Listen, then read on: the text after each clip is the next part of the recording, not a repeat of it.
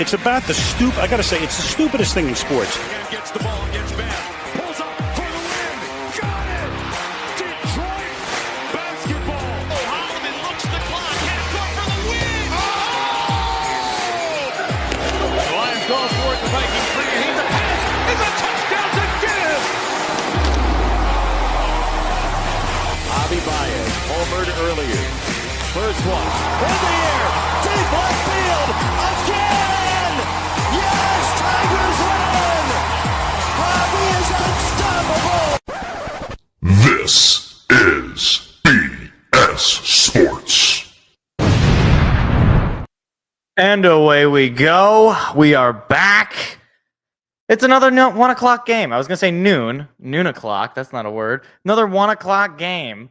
Once again at home. We've only had 1 o'clock games at home this year. I know that's not going to be the case the rest of the year, but it's kind of weird that we've had that.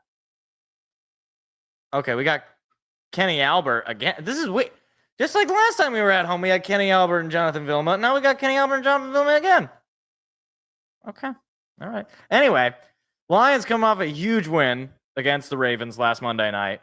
And I think Vegas views it as such because they gave the Lions right now minus 10.5 point favorites on ESPN Bet 11-point favorites. That actually just changed. It was 9.5 earlier. I don't know what changed, but maybe they were getting too many people betting the Lions to cover, so they wanted to move it up a point, see if Cleveland can, put up a fight. Thing about Cleveland is defense is really good. Like, actually, this is going to be a tough team to score on, presumably. I say that, and then watch. We're going to drop like 100 points. This team is able to stop the opposing offense. However, unfortunately, Myles Garrett cannot play quarterback. So their offense is terrible. Joe Flacco is doing what he does best, which is be alive and play quarterback. So if the Lions defense can hold this offense to like nothing, then you're pretty much only going to need 2, maybe 3 touchdowns, and you can just go on autopilot.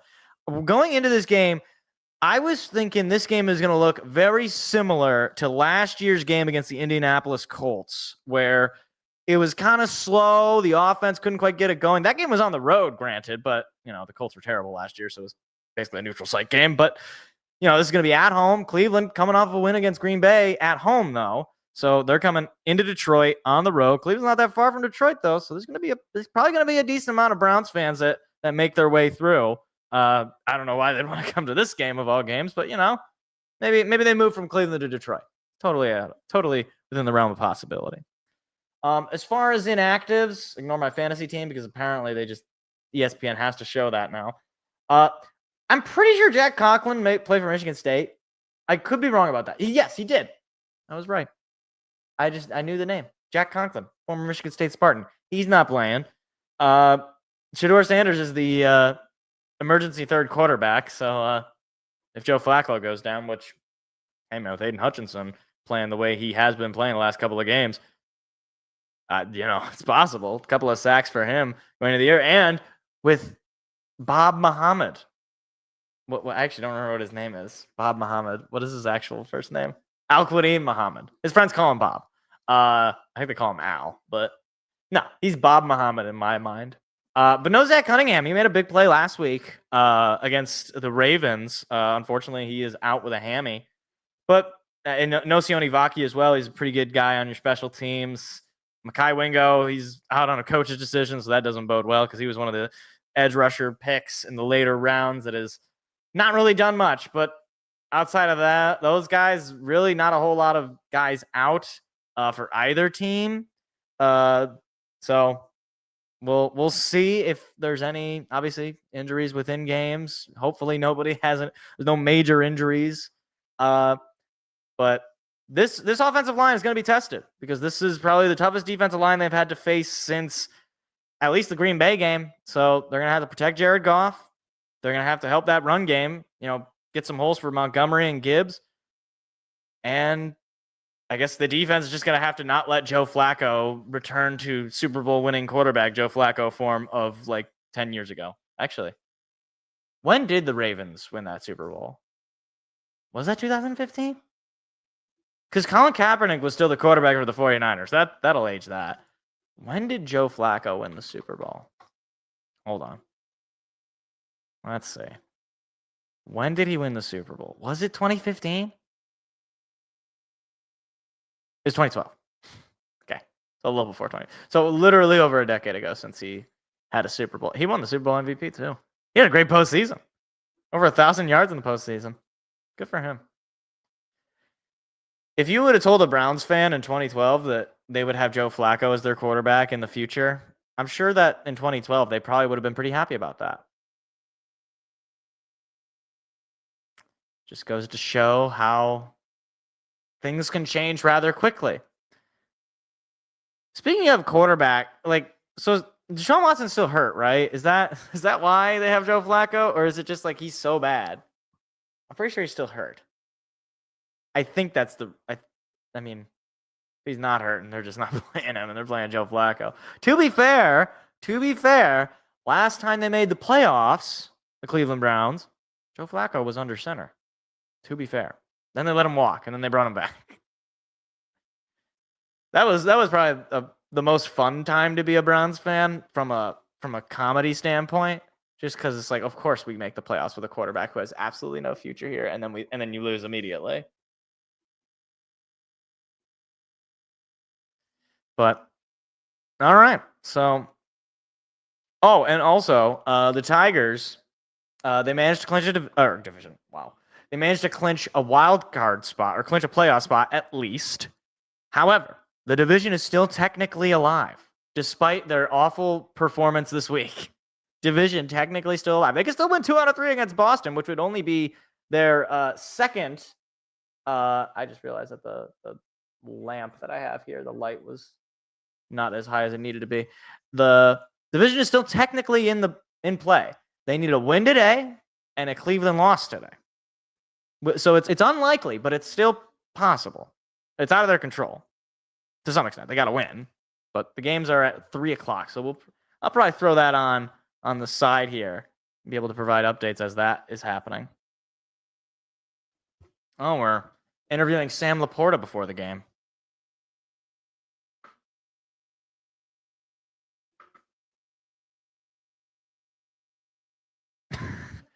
I love it's like I know they have to say this is like, oh yeah, we got to play the Cleveland Browns. They got a great team. No, they don't, Sam. They do not have a great team. They have a very not great team, actually. They got a great defense. I'll give you that.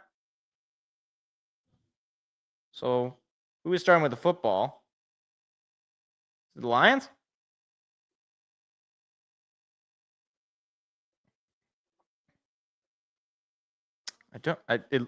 Yeah, so it looks like the Lions will start with the football. That kickoff is going to bounce at about the 20 and be picked up just shy of there. And Sailors is going to run it all the way past the 30 to the 31-yard line. The Lions will start with the football just like last week, which obviously boded well for their victory last week. But I don't like starting with the football in general. But this Lions offense, last time they were in this stadium, they dropped 50 points on the Bears defense. Not going to be the same defense that they faced against Chicago. Jared Goff leading the NFL in completion percentage, 78%. Goff going to throw it on first down. It is caught by Jamison Williams for a first down after some yards after the catch. So a 1st and 10 pass for John Morton's offense and the Lions. Moving down the field there, about an 11 or 12-yard pickup.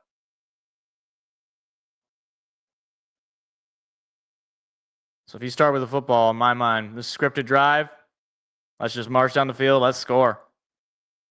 That's what they did last week in Baltimore. Ball now at their own 44-yard line.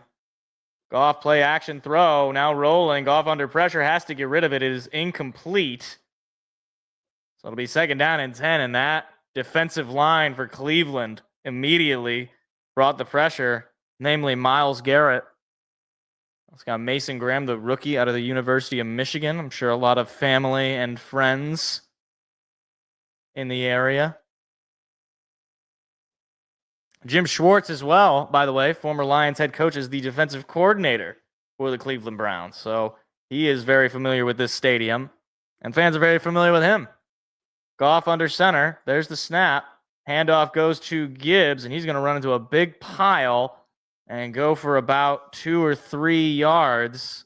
Makes it 3rd down and 7. That's the first run play of the game. It had been back-to-back passes. Week 3, the Lions had over 200 yards of rushing compared to week 1 where they had just 46. Every week it got better. 3rd and 7. Goff is in the shotgun with Gibbs to his left. They tried to get the defense jump off sides there. 5 seconds on the play clock. Got to snap it. Going in motion is Laporta. There's the snap. Pass coming. Goff doesn't have too much time now. He throws to Gibbs on the little dunk, and that will go just to the 48-yard line of Cleveland, but it'll be 4th down, and it looks like the Lions are going to punt. 4th down and 3. Goff just had to dump it down to Jahmyr Gibbs. Unfortunately, not a whole lot there. So the Lions' opening drive goes for naught. They end up at midfield. Jack Fox will be out to punt it. There's the snap, and my broadcast just went stupid. Okay, we're back. Okay. Now it'll be fair caught at about the 12. So the Browns defense showed they were here to fight. It's no score. 12:46 to go in the opening quarter. Surprised they're already going to commercial. That was not a long drive.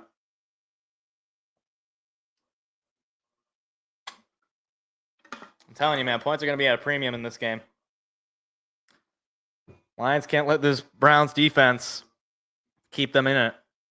They're going to have to, I mean, if Lions can get good field position battles, like if they defensively can stop it.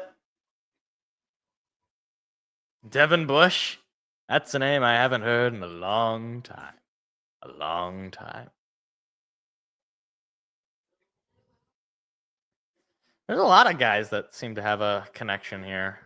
I mean, you got Mason Graham, Michigan. Jim Schwartz, former Lions offensive coordinator. Wow. Former Lions head coach. And Devin Bush.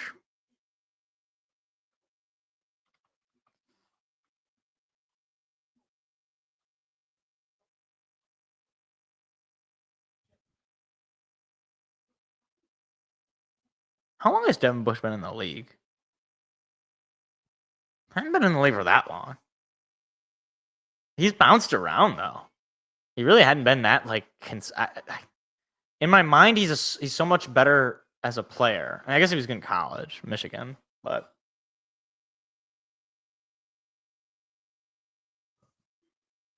it's just interesting. Wasn't Devin Bush? Was he the one who smeared on the Spartan logo in midfield? Was that him? I don't remember. Okay, I knew it. Yeah, Devin Bush. Yeah, I can't remember. Did we end up winning that game? I don't even know if we did. I don't think we did. That was my freshman year. I don't think we won that game. I think the year before was the rain game. That one I remember. That one I remember Michigan fan being like, "Oh, it was the rain.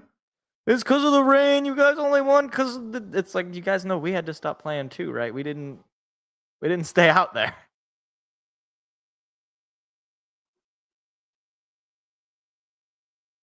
Oh, I realize I'm not all the way live here. Okay. So now at their own 12, Flacco under center. There's your snap. Going to throw it out of center. Flacco airs it out. It is caught for a first down pickup. DJ Reed throws him to the ground. But just like the Lions, a first throw of the game on 1st and 10 is a first down. Kevin Stefanski calling his offense. A couple of rookies in the offense as well. Quinshon Judkins, the running back out of Ohio State. So didn't have to go too far. Columbus to Cleveland. There's your snap. Speaking of Judkins, he's going to get that handoff, and he is going to pick up about, wow, he might have rolled his way to a first down. Wow, back-to-back first down plays by this offense. Judkins.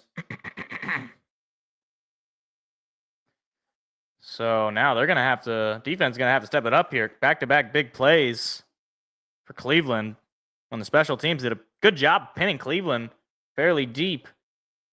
Flacco under center again. There's your snap. Toss out to Judkins. And this time he will go for just a gain of about 3, maybe 4. Second down. Browns have not scored in the first quarter this season. And the Lions have allowed an opening drive touchdown in every game. That is actually a crazy stat. Despite the Lions being 2-1, they have usually given up touchdowns on the opening drive. So 2nd down and 7. We'll see which of these is going to break, whether the Browns manage to score in the first quarter or the Lions finally get a stop to start the game.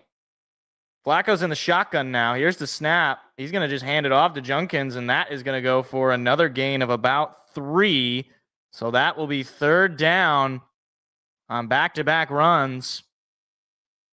Jack Conklin, the former Michigan State Spartan, out with a elbow injury. DeJuan Jones out with a knee injury. Those are their left and right tackles, respectively. So the Lions' defensive line has to take advantage of an injured interior or exterior, I guess on both sides of the football. Flacco gonna throw. Flacco has time, airs it out. It is incomplete. There are multiple flags thrown. I think it was, or maybe he might have caught that. Multiple flags coming in. And I think they're going to be on Detroit. Isaiah Bond with the reception. I think he caught that. And there is defensive holding. And there's 2 defensive holdings. So the Browns marching down the field. Brian Branch was called for one of those flags. And now the Browns into Detroit territory. Again, the Lions have given up an opening drive touchdown in every game so far, but this Browns offense is not a huge powerhouse. But right now, the Lions defense is making them look like it. Flacco under center, play action pass. Flacco under some pressure, airing it out, and it is caught well into the red zone by Jerry Jeudy. And the Browns are just dicing up this Lions defense. Joe Flacco, 3 for 3. And Hutchinson was bringing pressure, but unfortunately, Flacco got rid of the football, and DJ Reed was beat by about 2 steps. So it's 1st and 10 now. Lions really got to hold it off. Flacco now under center. There's the snap. And a little trickeration play that goes for maybe a yard. There's a quick handoff on a reverse to, I think, a fullback or a tight end. I don't know what Kevin Stefanski was thinking of doing on that play, but it is 2nd down and 9. Joe Flacco is 3 for 3 for 60 yards. This Lions defense made a goal line stand against the Baltimore Ravens last week, so no reason to believe they can't do the same here. But you got to think Cleveland, at the very least, they want to get points on the board. They want to get a field goal here at worst. Flacco going to throw. Flacco under a little bit of pressure, but the pass was caught. Not too much on the gain, maybe 5. It'll be 3rd down. Jerry Jeudy, DJ Reed with the tackle. Al-Quadin Muhammad coming in on 3rd down and 5. That person had a shirt that said God's favorite team. How'd you get that shirt? Where did that come from? 10 seconds now on the play clock. Flacco and a whistle being blown. And Cleveland, I think, just called TO. Oh, no, Detroit called a timeout. So some sort of miscommunication there. This is a very unusual start to the game. Offense not even getting past midfield, and the Browns marching down the field in their opening drive. Despite the fact that the special teams pinned them.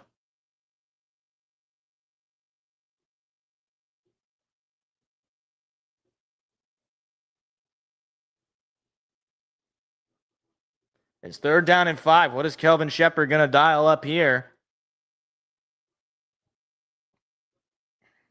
Joe Flacco, not exactly the most mobile quarterback, at least not compared to Lamar Jackson.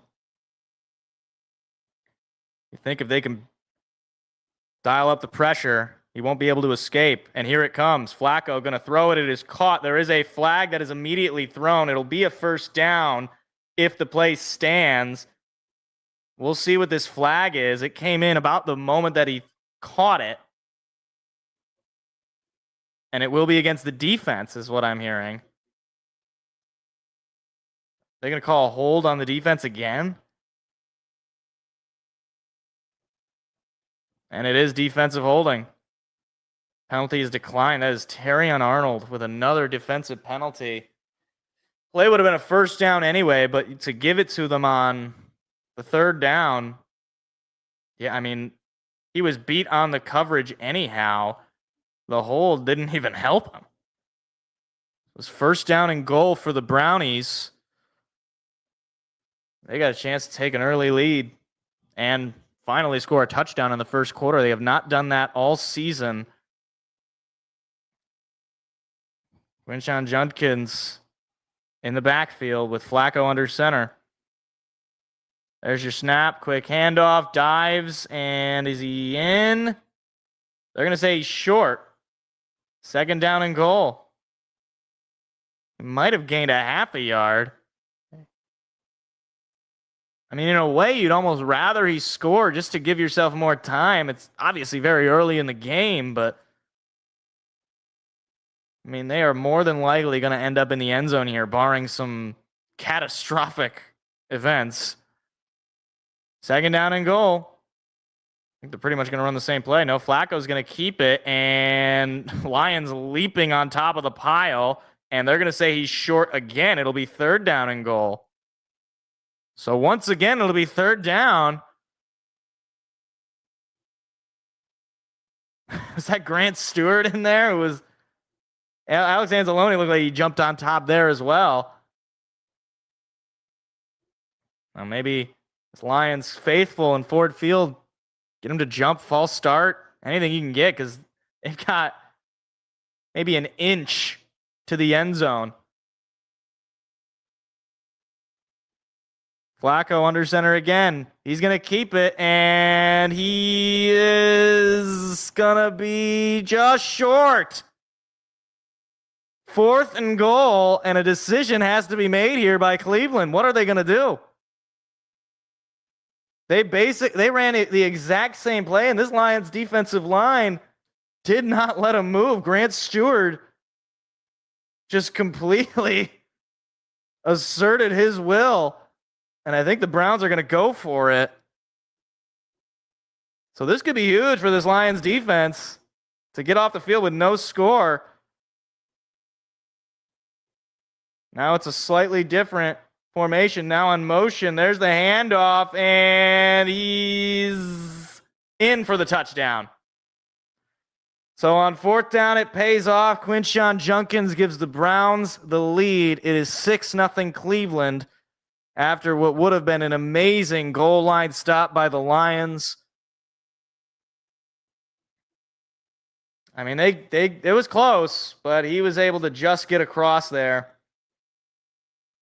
Tyleik Williams could not quite get past his old teammate.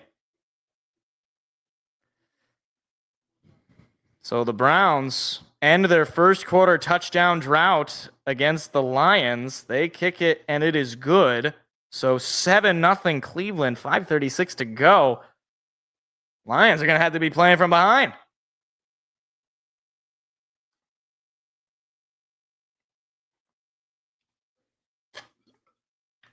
Okay, well, that is not what I expected. Their offense looked a lot better than I think anybody was expecting. And our offense did not look great against their defense. So, all right, that's fine. Just 7. It took them forever to do that. And, there was a lot of penalties in there. So, offense, get back on the field and let's match their touchdown. And, I mean, I doubt this is going to look like a shootout exactly, but if it does, then our defense is very questionable. Like, I don't know what happened last week to where our defense was way better. Oh, Jackson Dart got a touchdown. Arkansas just fired their head coach. Sam Pittman out following blowout loss to Notre Dame. Eagles block punt touchdown. What? A Warriors signed Al Horford. What's this? What is all of this information? Are the Eagles going to be this year's version of the Chiefs, where they're just playing the ugliest football ever, but they keep winning? And so you're like, well, I guess they're good because they're winning, but whenever I watch them, I just feel sick to my stomach.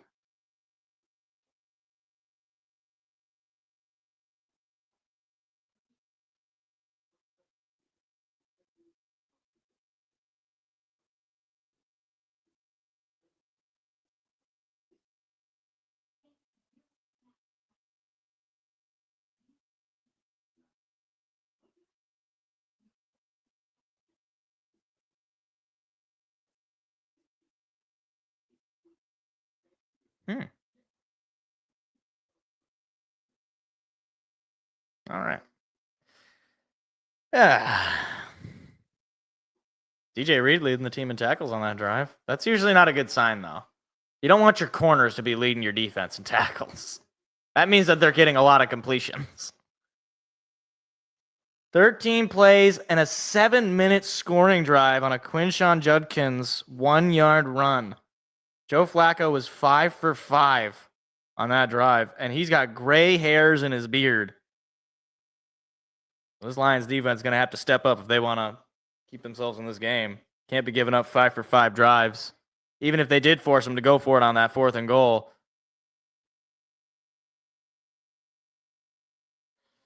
So let's see if the Lions can match what they just did. There's the kickoff, second one of the day.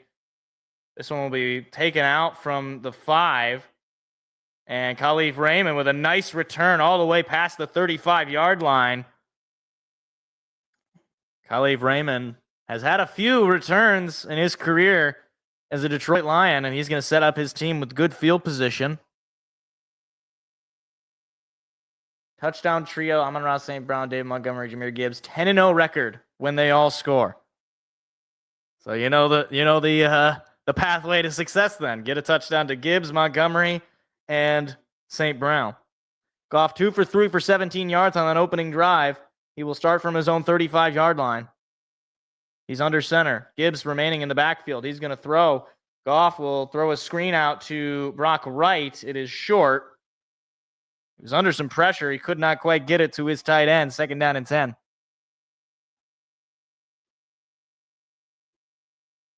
And Myles Garrett was eyeing Jared Goff's head there.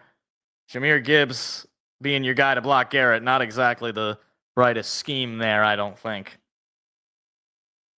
2nd down and 10. Goff takes a snap. He's going to throw. Goff airs it out. It is caught by Sam Laporta for a 5-yard pickup, but it'll be 3rd down. 3rd down and 5. Certainly manageable. See what John Morton has dialed up on a 3rd down and 5.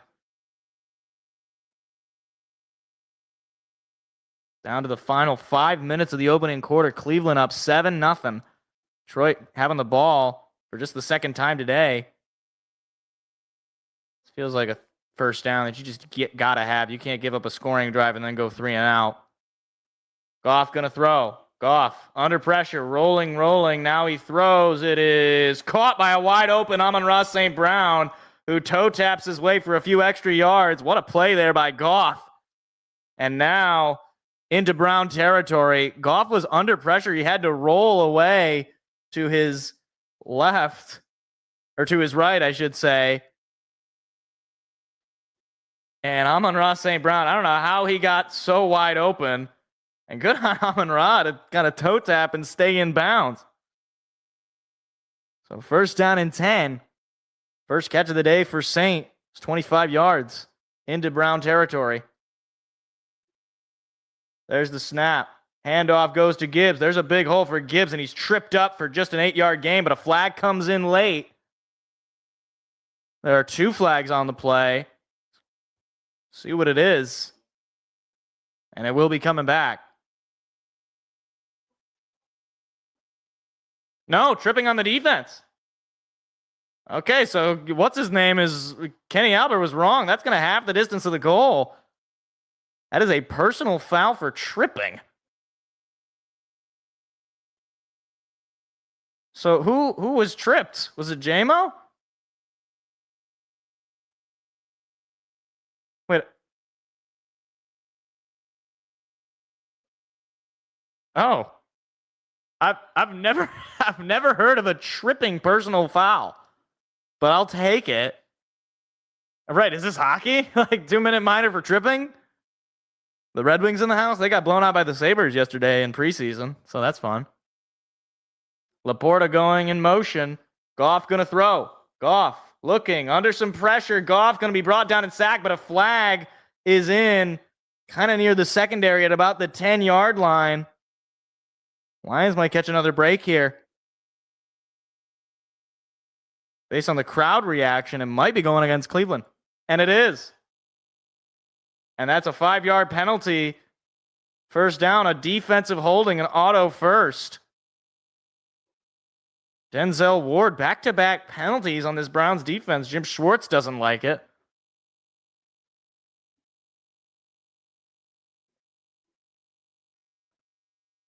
So now it'll be first down and goal for the Lions. A chance to tie this game up with 3:35 to go and counting.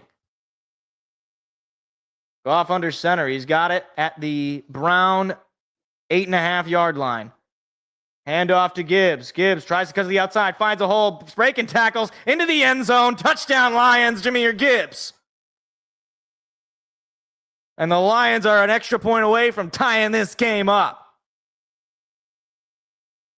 Once again, Jahmyr Gibbs gets himself on the board.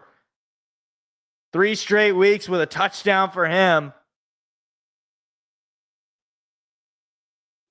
That is just great eyes by Gibbs. Able to locate the hole, cut a little bit to the outside, and then stiff arm the defender just enough time. And a great block there as well by Amon-Ra St. Brown in the secondary. And now Jake Bates out to tie this game up. Snap, hold, kick is good. And the Lions right back in it in the first quarter. 7-all after a couple of defensive penalties give him life.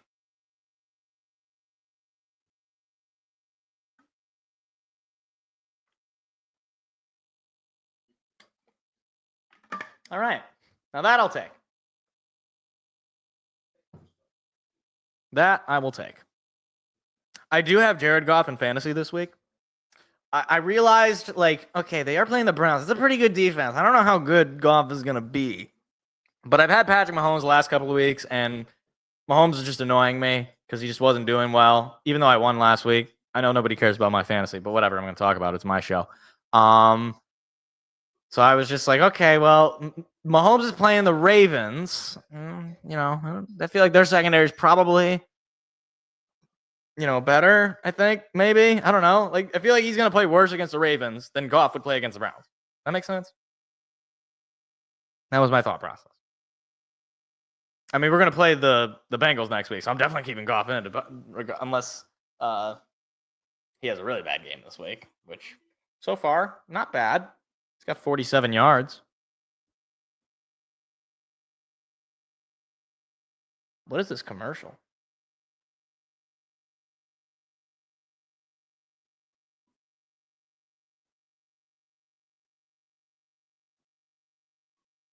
Is this like an AI? I think this is AI commercial. Yeah, it's AI. It's AI. It's AI. I figured it out, guys. It's AI. Claude. Yep, I knew it. I figured it out. I don't even know if any of that footage is real. That could have all been AI. But anyway, I've never heard of a tripping call in the NFL. I thought that was what you're supposed to do to the running back or to the player with the football. Maybe it's like you're not allowed to trip him with your foot.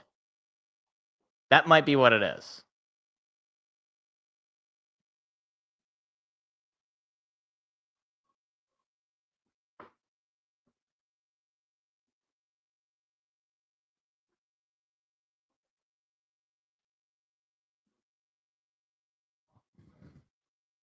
Commanders, Chargers next Sunday. That's the game of the week next week?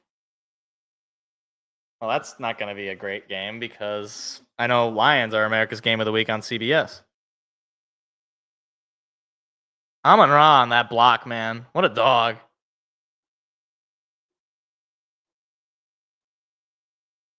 Oh, boy. He was a little gingerly getting up. Oh, boy. Hopefully he's all right. It's a good thing that's a score there because that means he's going to have, hopefully, a good amount of time to rest. Although I want to get this defense off the field. And there is a deep kickoff inside the 5. Taken out from there. Looking for the seam and nowhere to go.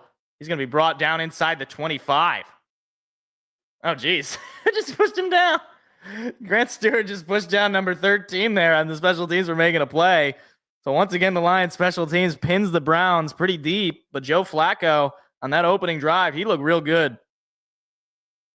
St. Brown looks fine. He's on the sideline right now. He's not getting looked at. So he seems fine. So first down and 10 for the Browns. They have the ball at their own 23-yard line. Flacco will stay in the shotgun. He's got a running back to his left. There's the snap. Pass coming. Flacco has time. Throws it. It is caught short by Judkins. Just a gain of about 2 or 3. He's yet to throw an incompletion. Meanwhile, we got Eagles Buccaneers. 14-0 for the Eagles. I think I'd pick the Bucs in that game, so I feel stupid. Hopefully, they can still come back. They can still come back, guys. They're a fourth quarter team. First time since the 2005 Saints that a team has allowed an opening drive touchdown in the first 4 games. So it's been 20 years, and there's a handoff that goes for nothing. And now it'll be third down. DJ Reed was in there, or I'm sorry, Terrion Arnold was in there for the tackle. Good to see a positive play with his name at the end of it. So it is third down and what, about 8 or 9? It's going to be third down and 8. Big chance for this defense to get off the field. Give the offense a chance to take the lead. This is not an easy crowd to communicate against. Indoor stadium. Bunch of crazy Detroiters. Flacco all by himself in the shotgun. Wonder what they're going to do. Pass coming. Flacco airs it out high, and it is going to be intercepted by Kirby Joseph. An arm punt by Joe Flacco that ends up in the hands of Kirby Joseph, his second interception of the year. With 1:49 to go on third down and 8, Joe Flacco, I don't know if maybe he forgot what team he was playing for. There was not a single receiver even remotely in the area. I mean, can we find who the intended receiver was? Good on Kirby Joseph, able to stay in bounds there. But that was an absolutely atrocious throw. That was really bad. But all right, Lions got to take advantage. They really did not take advantage of the turnovers last week against the Ravens. Let's see if they can do it against this Browns defense. Play action pass coming from Goff. He's going to air it out, and it is caught by Amon-Ra St. Brown. He seems to be okay. He seems to be just fine. That's a first down catch. And I can't believe that Jared threw it to St. Brown there. There was about triple coverage in the area. Yeah, like, who is he throwing to? There's nobody there. The total miscommunication there by either the receiver or the quarterback or both. That's an egregious interception. Goff under center. There's your snap, and there's your handoff to David Montgomery.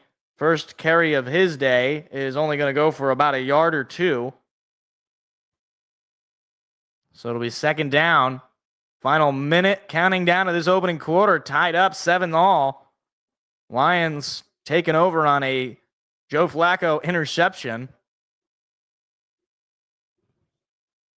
Goff is 5 for 7 for 60 yards so far. Still looking for his first touchdown of the day.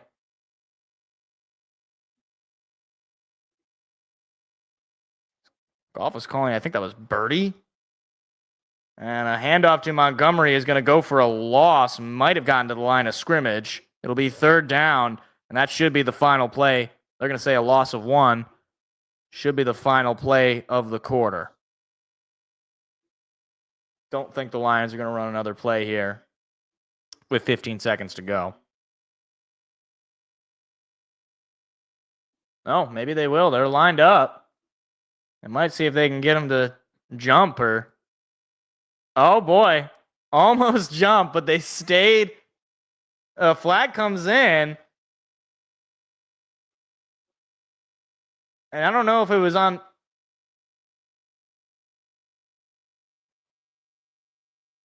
I don't know if he crossed.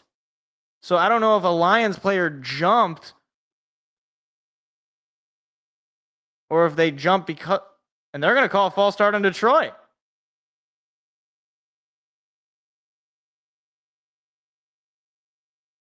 So that will end the quarter. Mahogany called for a false start, and that makes it 3rd down and long. That is about the most unusual thing I could see to end a quarter. So they're going to reset the clock. What is going on with the officiating in this game? So you see the Browns jump.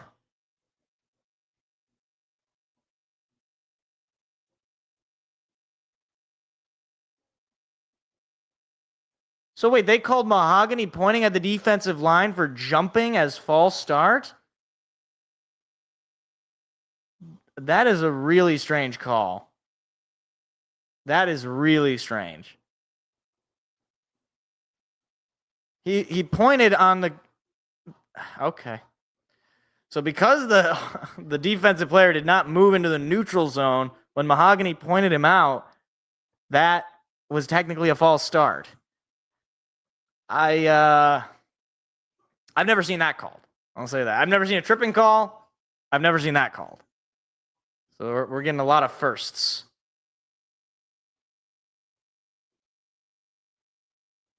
But it'll be 3rd down and long, and this Lions offense, unfortunately, might not be able to pay off their defense getting a turnover. I don't know why. It just seemed, well, we'll see. Maybe this drive will end up getting a big play or a penalty or what have you. It just seems like every time we turn the ball over, we just don't take advantage.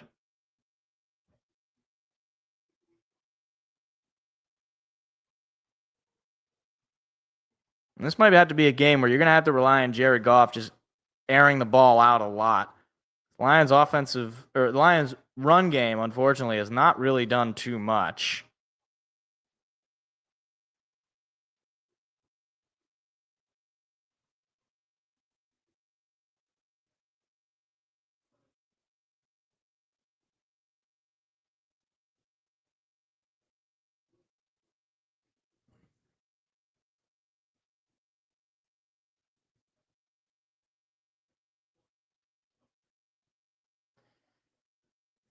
We're already getting the local commercials.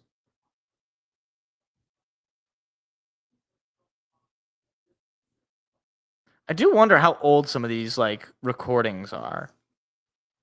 I mean, like some like the Sam Bernstein ones. I think they do those like every year, but like, or at least they do them once. Like I think that this one might have been recorded a few years ago, but like some of these other local ones, like where they're standing outside their business and they're like, "Come to Teriyaki Soup, the restaurant." It's the name of the restaurant. That sounds terrible, Teriyaki Soup. But just 20 rushing yards for the Lions. I mean, less than 100 yards for both of these teams. As far as offensive stats, it looks like the Browns have more. But obviously the turnover has changed things. It'll be 3rd down and 14. Gonna need a big play for this offense. Goff gonna throw. Immediate pressure brought. The pass is going to be caught by Raymond, but definitely short. It'll be 4th down. And it looks like they're just going to have to settle for the field goal here, which I suppose you'll take on a turnover to get some points. But obviously not the ideal drive.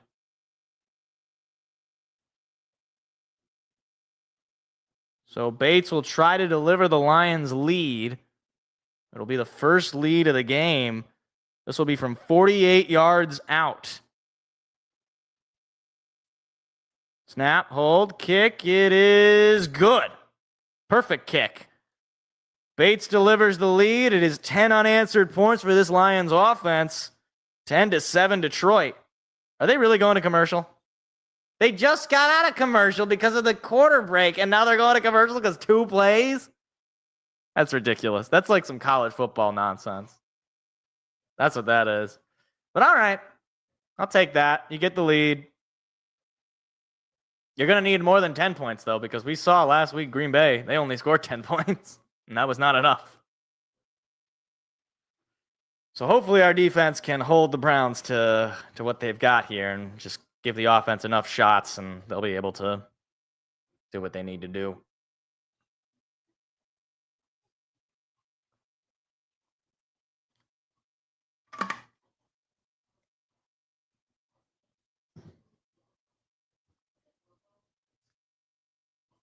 I will say, credit to Jared Goff so far.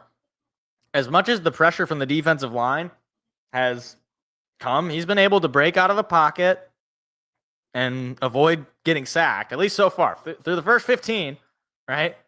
First 15 minutes, he's done a good job of that. Hopefully, he can maintain that. And hopefully the offensive line can, avoid giving up so much pressures. And maybe we get another turnover. That'd be nice. I think this is going to be a little bit of a field position game for our offense. We can get ourselves in a good field position, especially off of turnovers. And Joe Flacco is no... Wait, hold on. Why are they showing that against us? Why is Madden showing this highlight of Saquon? That wasn't against us. Or that was Nike. Why are we getting shafted in that? What the heck? They weren't playing us in the game where he hurdled the guy backwards. Why don't they show the team he was playing? That actually angers me. Why is it us?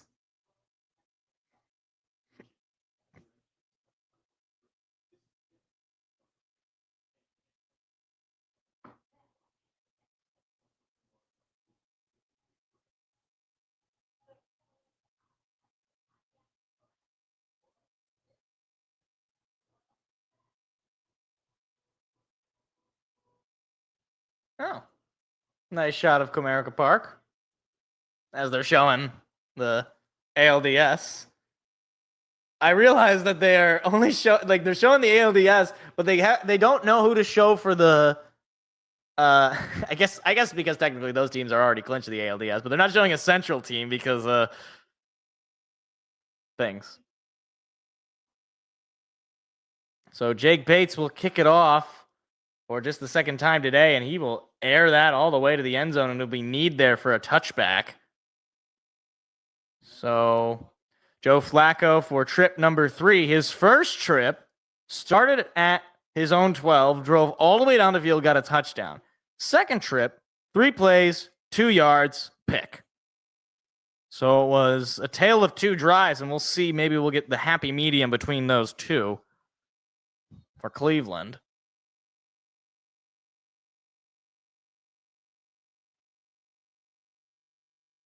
Flacco under center. Judkins in the backfield. Now going the opposite direction. There's the snap. Play action. Pressure coming. Flacco gets rid of it on a screen to Judkins, and he's got a lot of room to run. He will be brought down just past the 50. The Lions defense got completely burned on that play. That should not have been the gain that it was. Pressure was coming from Hutchinson, unable to get to Flacco in time, and Judkins had way too much green grass there. Pat O'Connor coming off the other side. I'm surprised it wasn't a holding call there. Especially he was right in front of the quarterback. So now into Lion territory at the 49-yard line. Flacco under center. There's the snap. Pass coming. Flacco under pressure. Flacco going to be brought down and sacked. Aiden Hutchinson makes his presence known. First sack of the day. It'll be second down and long. He's got a sack in his last 3 games. That's the second one he's had in this stadium this year. Boy, there was no chance for the offensive lineman to block Hutchinson. He just ran right by him, basically. So now it'll be second down and 16. Defense got to come up with a stop here. Hutch's got 14.5 sacks in his last 10 games played. Pushes the Browns back into their own territory at the 45-yard line. Flacco going to snap it, but there is a whistle blown, and I think a flag just came down. And it's going to be delay a game on the Browns. So the Lions crowd having an effect. That is an extra 5 yards back. It'll now be second down and a mile. Second down and 21. Defense got to come up with a stop here then. Can't give up a big play. They've had a couple. They just had a big play on defense. Can't give it up. That is the 3rd penalty of the day on Cleveland for 24 total yards. Lions have just 1 penalty so far, at least taken. There's the snap. Another pass coming. And the throw is going to be incomplete. I think Hutchinson knocked that one down. It looked like Hutchinson wanted to rush the quarterback. He stayed back to make sure that he didn't get the dunk to his wide open man. He went back in coverage, and oh no, Flacco just threw it to the ground. That's a good play by Hutchinson. He made a play like that his rookie year against the Giants, which ended up as an interception. So now on 3rd down and 21. See how the defense can get a stop here. Pass coming. Flacco looking, airs it out. It is incomplete. DJ Reed was in there in coverage. It'll be 4th down and 21. And the punt team's got to come out for the Browns for the first time today. That was a great stop there by the defense. You had one play where you got burned there. Then you locked in, got the sack. Couple of nice plays in the secondary. Jerry Jeudy was covered by DJ Reed. That is a good combination for the secondary in favor of Detroit. Punt is up and away. We have already seen a block punt for a touchdown in the Eagles game, apparently. Khalif Raymond trying to break free. He's only going to get to about the 14-yard line. So the Lions are going to get the ball back, but they are pretty far deep in their own territory. They're up just 3. 12:07 to go in the half.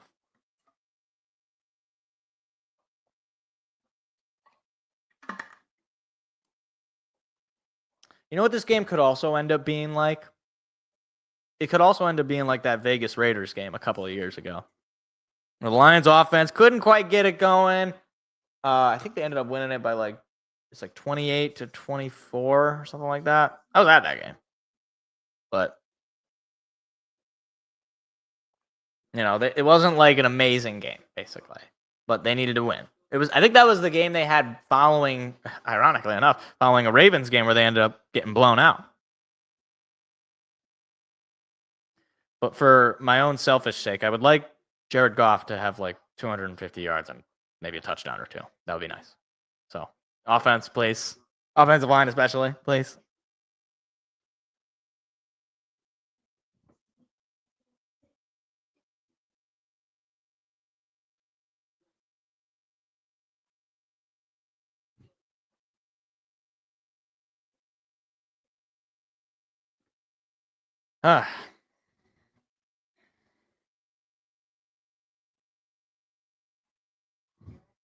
Hopefully that's not Hutch's last sack of the game, too.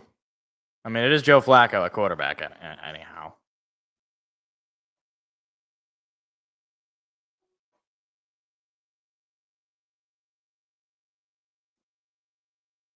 Oh, okay. Just a fast. I saw a 5-star recruit going to Kansas. I was like, what? Oh, college basketball. College basketball. Not college football. Has Kansas ever had a 5-star college football recruit? Ever? They could have, I guess. I doubt it.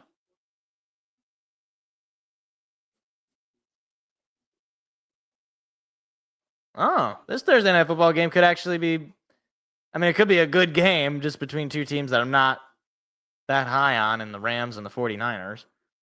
Maybe Brock Purdy will be back.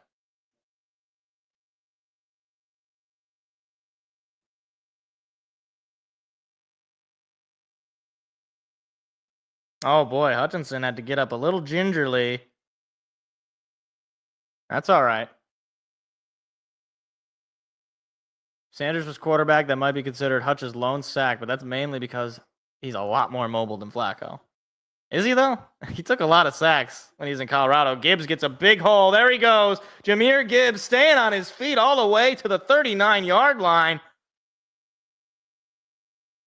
I actually don't know how mobile Sanders is. I know he runs around and ends up getting he takes a lot of sacks, but I don't know. That's true. I did. I put them as I think that division is going to be what was it? I think I gave them a 10 win. I think something like that. I also thought the Cardinals were going to win the division. That doesn't look good. All right. Wasn't a power ranking. All right. It was a win total prediction. and I usually get most of them wrong. So, and there's a flag for a false start. That was Brock Wright called for it. Jeez. Come on, guys. I mean, you can't take one step forward and 2 steps back here.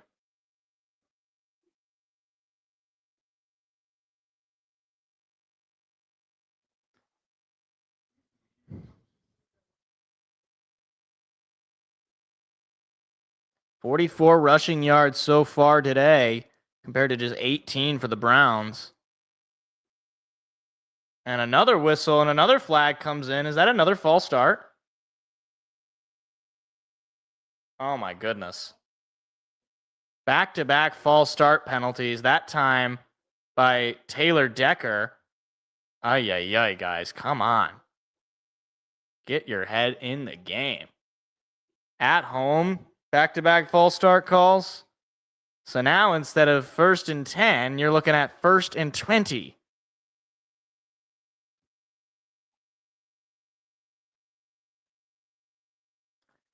So, gonna need a big play in the next 3.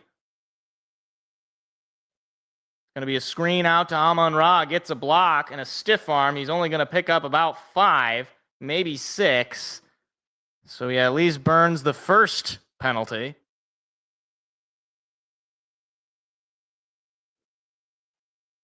Did you see Taylor Decker just like went down just to stop the defender for like a second there? They're gonna say only a 3-yard gain. Really? Thought he got more than that.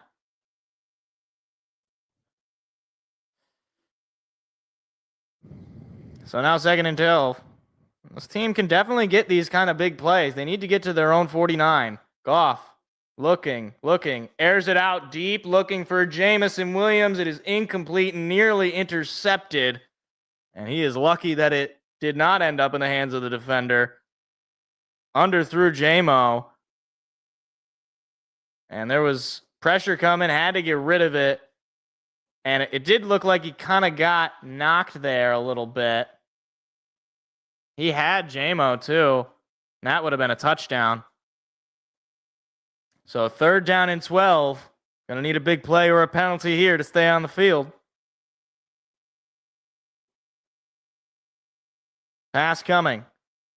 Goff on a little screen pass over to Gibbs. Gibbs is only going to pick up a yard. And the Lions going to punt it away again. That is a frustrating drive for this offense. Browns defense has allowed 204 total yards per game through the first 3 weeks, fewest in the NFL since the 2023 Browns. So, Browns defense has been good this decade. Unfortunately, those 2 penalties. I mean, look, it's 4th down and 10. You get rid of those 2 penalties, Lions have a 1st down. As far as just total yards gained there, Jack Fox boots this one to inside the 10 to about the 8. So at the very least, special teams has been pinning them. It's 10-7, 9-12 to go. Lions still holding on to the lead.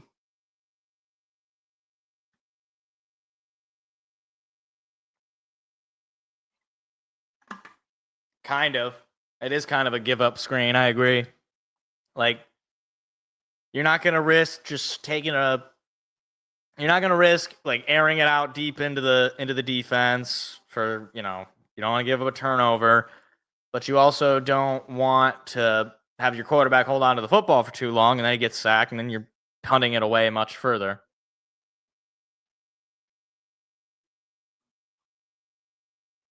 "12, what's that score?" Wait, what? What are you trying to say? Hutch, get another one here. 12, what's that score? I don't know what you're trying to say. I mean, if he gets a safety, that would be nice. Then it would be 12-7, and we get the ball. But I don't think they'd pin that deep. Flacco would have to really start rolling behind, which I wouldn't put it by him, but I doubt it.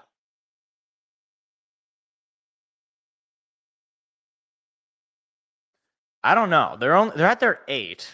Yeah, he'd probably be throwing it out at about inside the 5. So unless Hutch brings him back, but even if he does bring him back, it's wherever he is when he starts. Unless he brings himself back.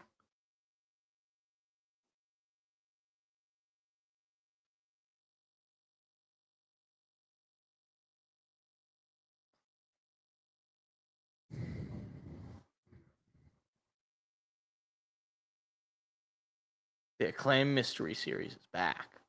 Isn't this the small town murder, whatever? Murder in a small town. Hey! It's crazy. I get these show names basically just from watching sports. I've never watched these shows. I know them from anytime the Tigers are on Fox or the Lions are on Fox. I was gonna say the Red Wings or the Pistons, so they don't play on Fox, so.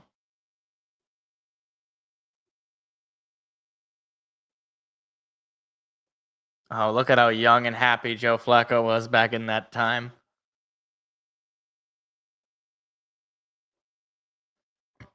Joe Flacco, since starting 5 for 5, is 2 for 5 for 18 yards and a pick. So we'll see if the Lions defense can keep it up. Flacco hands it off, and there is pretty much nowhere to go there. It is brought down to the 5. That is Tyleik Williams with a big play for a loss.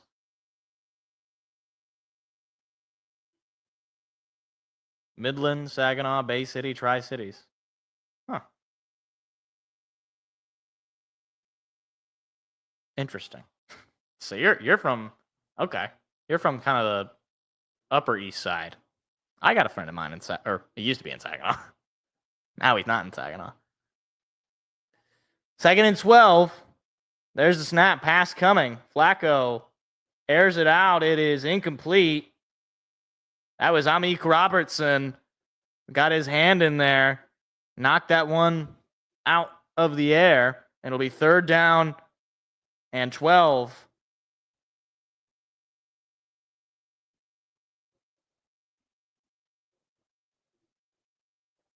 Wow, one-on-one coverage. Robertson jumped, met the football. It's a great play. So now on a 3rd down and long, see if this defense can finish the job.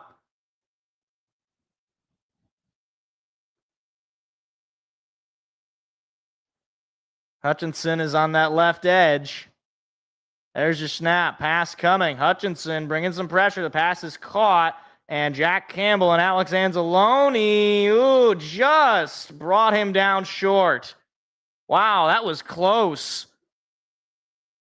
And that will bring out the punting unit for Cleveland. They go 3 and out.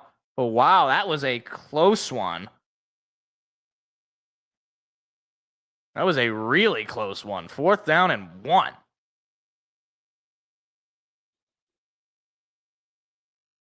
So, see if on this punt, Lions can just slowly but surely give themselves the field position advantage. There is the punt. It is fairly deep. And Khalif going to let it bounce. And they were pointing, the Lions players on the sideline were pointing to what looked like about the 40-yard line. All right. It's going to get back on the field with better field position, presumably. It's really just a matter of just stringing together these drives. And last drive, penalties got in their way. If they can just avoid the mistakes, march down the field, get yourself a 10-point advantage going into the half. Especially because Cleveland gets the ball to start the half.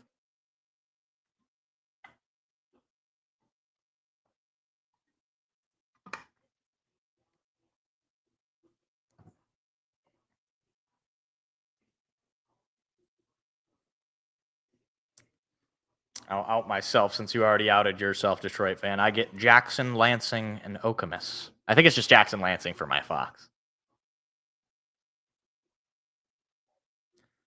No. So you are incorrect. So if we lose and they lose, then we play the Yankees, I think. There was a post that I saw. If we win and they lose, we play them at home. If we lose and they win, we play them in Cleveland. But if we both lose, then I think we play maybe Boston. I don't know. Is it Boston or New York or something? It's something like. Look, ideally, I would just like us to win and they lose so that we can at least have the Central, and then I can. That's at least something of a banner. All right.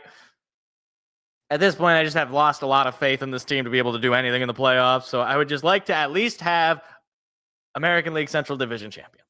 That's what I would like. But I don't think I'm going to have nice things. That is number 19, Tillman on the Browns. Looks like he's walking back to the locker room.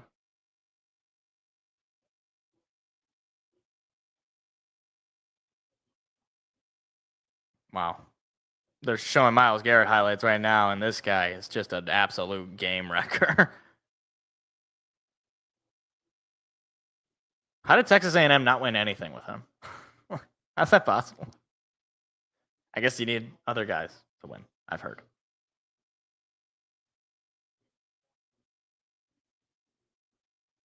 Myles Garrett has 4 sacks and 7 tackles for loss. He leads the league in TFLs. I don't think he could have been ours. I don't think that was ever a real thing.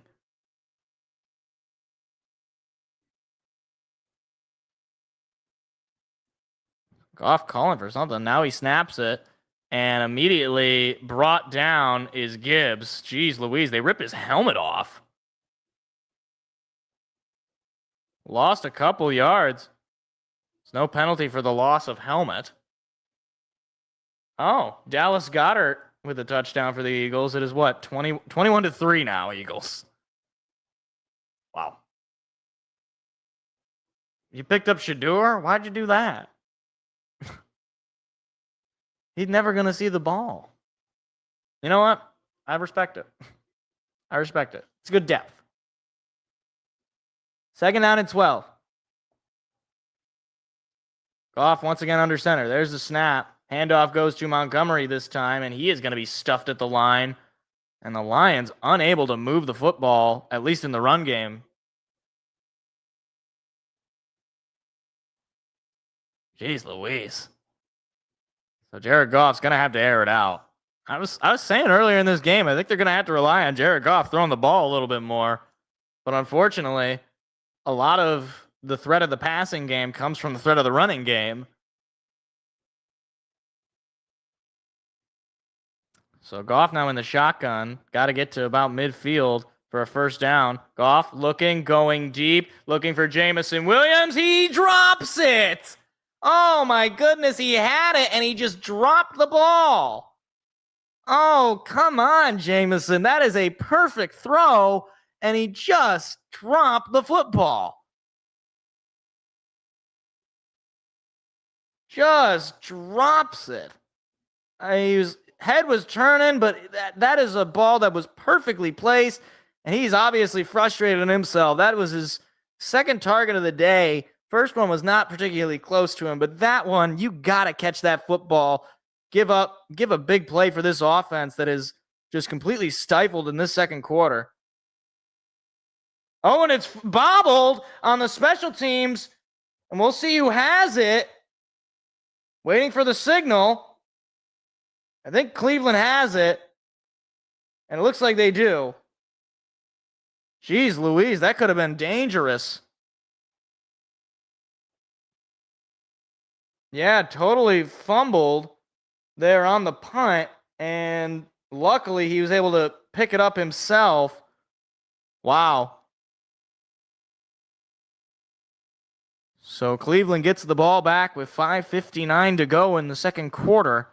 This game is eerily similar, I think, to the game last week against the Packers, where the Browns are just staying in this game, but their offense is unfortunately not doing a whole lot.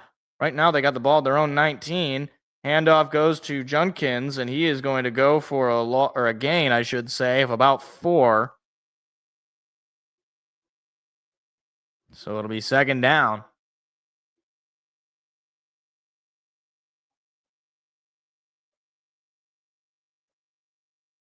Joe Flacco leading the game with passing yards, 99. But he's got a pick. He's 8 for 12. Second down and 7.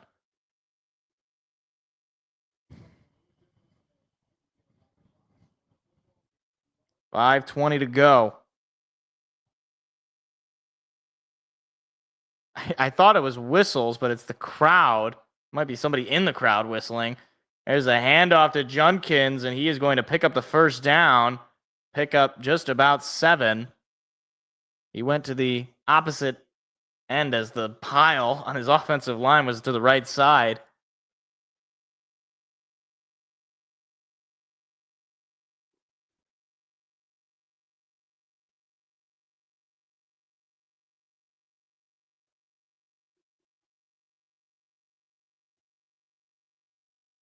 So now at their own 29-yard line, first down and 10. Flacco going to throw it. Flacco under pressure throws. It is intercepted.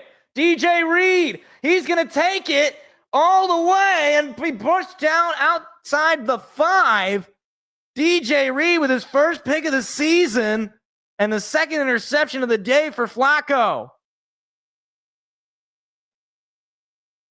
And that is a huge turnover. DJ Reed almost took it to the house.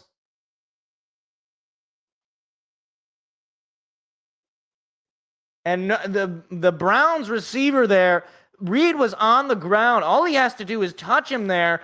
Unfortunately for him,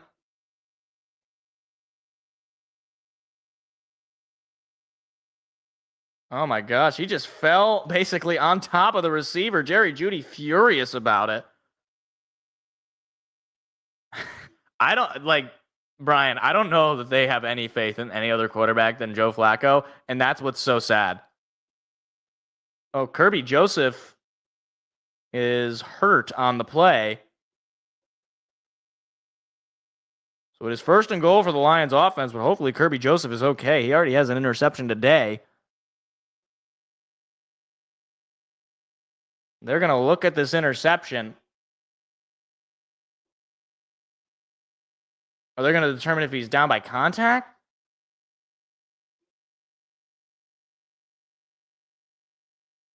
I don't know if he touched him. But they're going to the commercial break. Hopefully Kirby Joseph is okay. He was getting looked at there. He's standing up on his own, so he might have just gotten banged up. What is this Boss? What is Boss? Does anyone know what this is? What is this product? Is this a movie? No. It's a brand. Boss, recognize Boss. Oh, it's a cologne. I should have guessed that. Shedeur was already listed as their emergency quarterback, so it would be Dylan Gabriel who they would bring in if things get really bad.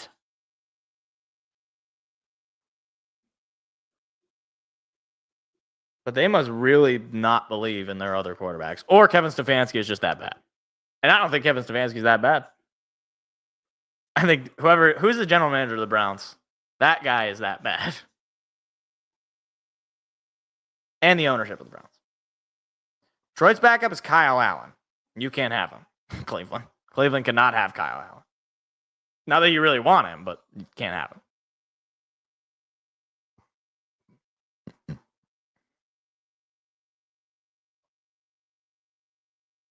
All right, so the call stands.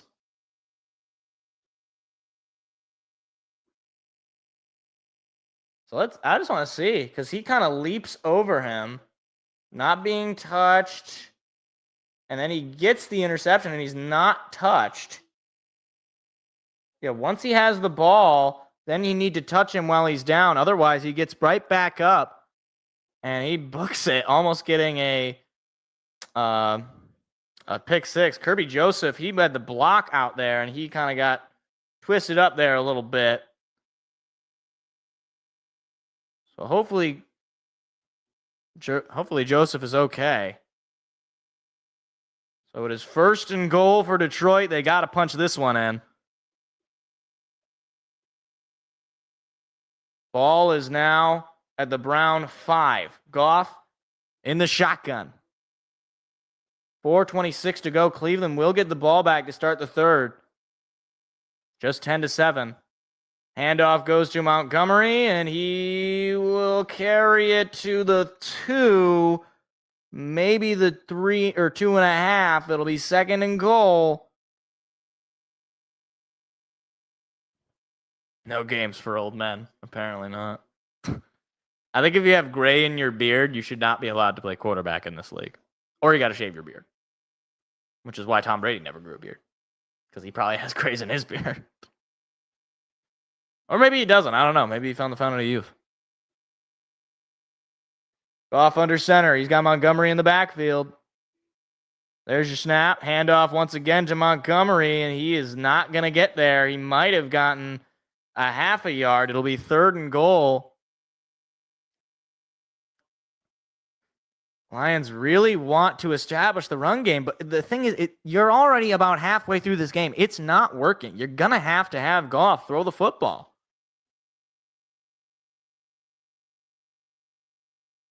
Isaac Tesla is in it. He's already got a touchdown this season. We'll see what they end up calling here. St. Brown going in motion to the right side. Montgomery standing in the backfield. There's your snap. Play action. Throw wide open. Amon-Ra St. Brown touchdown. That is about the easiest touchdown I have ever seen. I think everybody in the stadium knew what was going to happen on that play. I had that, like, when they were calling it on the, I was like, okay, they're moving St. Brown in motion. I'm thinking, okay, play action, throw to St. Literally, like, how did the Browns defense not know what was going to happen on that play? Or maybe they just did know, and there's no way to stop it. Goff gets his first touchdown of the year. Wow. Of the game. To make it 16-7. Here comes the extra point, and it is now 17-7, a 10-point lead for the Lions with 3 minutes to go in the quarter. So the Lions have scored 10 points off turnovers. That is the difference. The difference in this game have been the turnover points. I mean, it's like that. I understand that Goff to Saint is a deadly duo in this league. But that is the easiest play call in the world. If you're John Morton, it's like, okay, let's try to punch this in. All right, third and goal, play action, St. Brown or Laporta, or like it's too easy. But that means that only Montgomery is left to get the touchdown trifecta where the Lions are 10-0.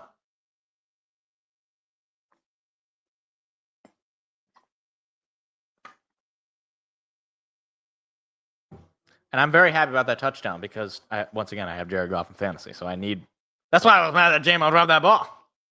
Would have been a huge pickup in yards for Jared Goff. He's probably not getting me too many points right now. 79 yards. He's accurate, so he's getting yards, just not a lot of yards.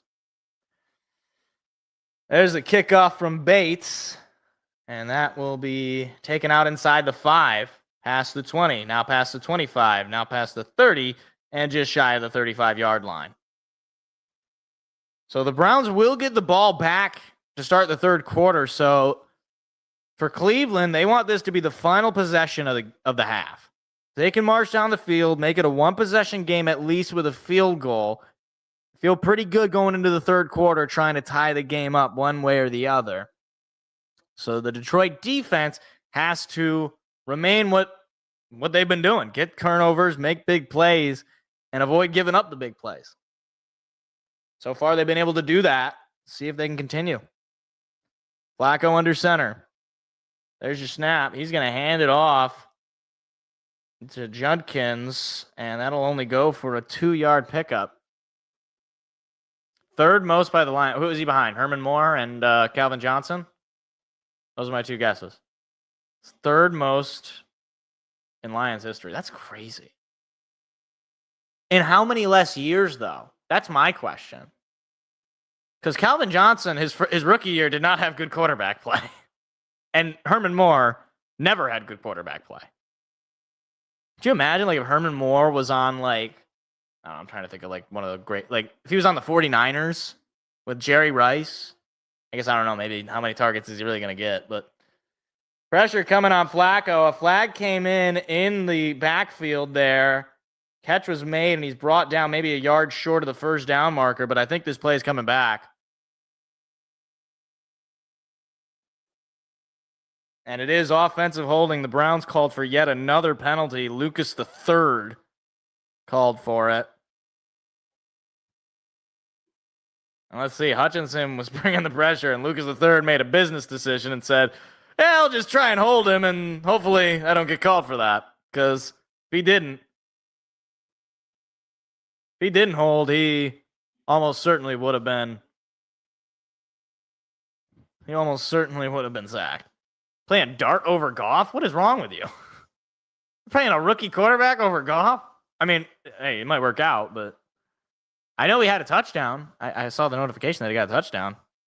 Who are the Giants playing this week? I should know this. I picked the game. I know I didn't pick the Giants. That's what I know. Even though Jackson Dart was being picked.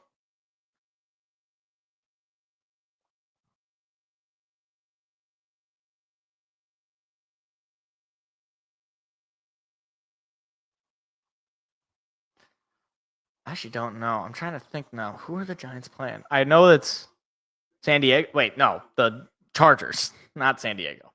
They're not in San Diego anymore. They're the Los Angeles Chargers of San Diego. They're formerly of San Diego.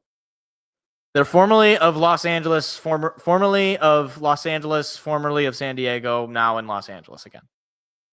People don't know this. They actually started in Los Angeles. Their first year, they were in LA. Then they moved to San Diego, and that was where all their fans came. And then they left, and now they have no fans, except for Seth. Seth, who is probably working at Home Depot right about now.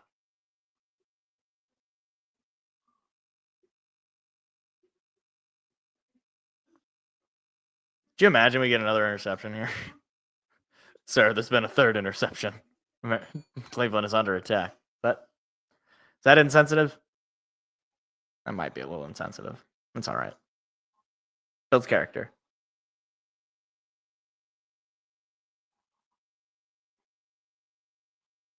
That looks like AI on this Liberty Mutual commercial.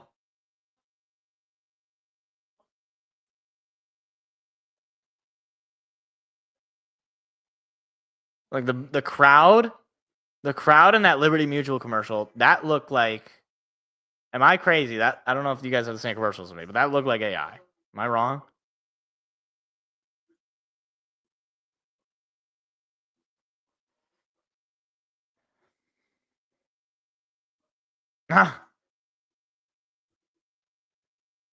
Well, I mean, if they would have drafted Jackson Dart, I don't think that would have worked out.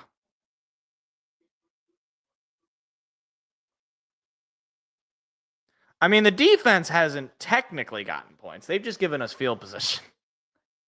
Yeah, this is a hard defense to move the ball on. So yeah, I think I agree with you. You're gonna need to win the turnover battle. Gonna need to avoid bad penalties, and the defense has got to be able to make stops when they're in the position. Second down and 18.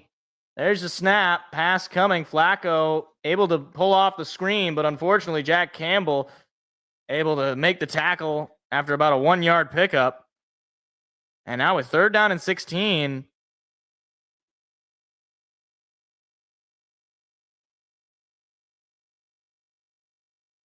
Ten out of the 17 points, and that's the difference, right? 10 points is the difference right now. 9 for 14 for 101 yards for Flacco, but a couple of picks is really the story. Clock is rolling here. Detroit still has 2 timeouts. They get to stop here. They'll have plenty of time. And the pass is caught and brought down by Jack Campbell. It'll be fourth down with the clock continuing to roll, and Aiden Hutchinson is down. Ay, are you kidding me? Oh my goodness.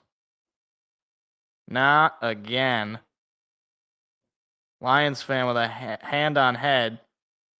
And he just said something that is a 4-letter word. Oh, boy. And he's getting up. And he is walking off the field. So crisis averted. Oh, my goodness. That poor Lions fan they just zoomed in on. The guy with a Lion or a Hutchinson jersey. Let's see what happened here. Oh, he just kind of got hit in the head there. Okay. He's fine. He's fine. He just got his bell rung, boys. It's all right. Just kind of, yeah, it looked like a hip check. That's just he's got lit up a little bit. He's all right. They're talking to him, but he's all right. Not anything catastrophic. This is probably about the best time you could have that in a way, because you're going to have the whole you're going to have the whole halftime to be able to, look at him and let him rest. 55 seconds to go. Lions up 10. They have one timeout to go. Lions knock Jets out of the playoff. Wait, how did we knock the Jets out of the playoffs? Or you mean like out of playoff contention? Because we're not. They're in the AFC, so unless we did it in the 60s, I don't think that there were never a playoff game between the Lions and the Jets. There could be Super Bowl. So he's totally all right. I mean, he's yeah.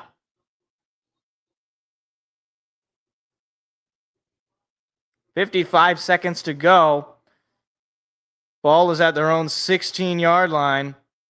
And there was a jump. This is going to be a free play. Goff going to air it out deep, looking for Williams, and it's incomplete. But it'll be a offsides penalty on Cleveland, so it was a free play. Myles Garrett called for it.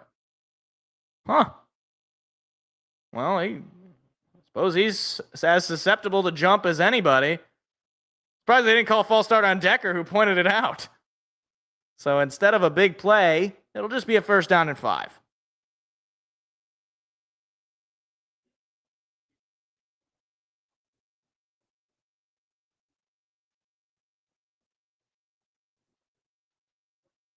Pass coming. Goff going to throw to Khalif Raymond, who's able to pick up the 1st down and get out of bounds.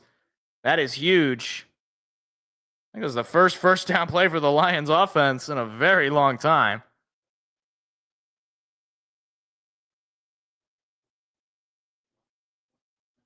'23?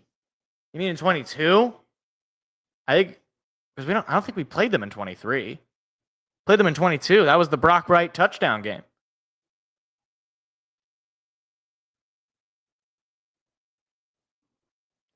Goff going to throw it again. Goff looking, airs it out, and it is caught by Sam Laporta for a big gain into Brown territory. Clock is rolling. Goff signaling, I think, to just line up, and he will spike it. 30 seconds to go. Lions are no, they're not going to spike it. They're just going to run a play. Goff going to run. Goff going to throw it. Goff looking, airs it out. It is caught by Amon-Ra, who gets out of bounds with 21 seconds to go. Feels like they burned a lot of time there. But they stopped the clock into Brown territory. I would say certainly in range for Jake Bates. This feels a lot like that first game at home the Lions had against the Bears, where they just marched down the field. Although in this case, Browns didn't get a touchdown, and now the Lions have a chance to put a real dagger in this one pretty early. It'd be a long field goal if they tried it from this range. Goff going to throw. Goff looking, airs it out up the middle to J-Mo. It is incomplete, unfortunately. Could not hit his deep threat. He has not hit him all game.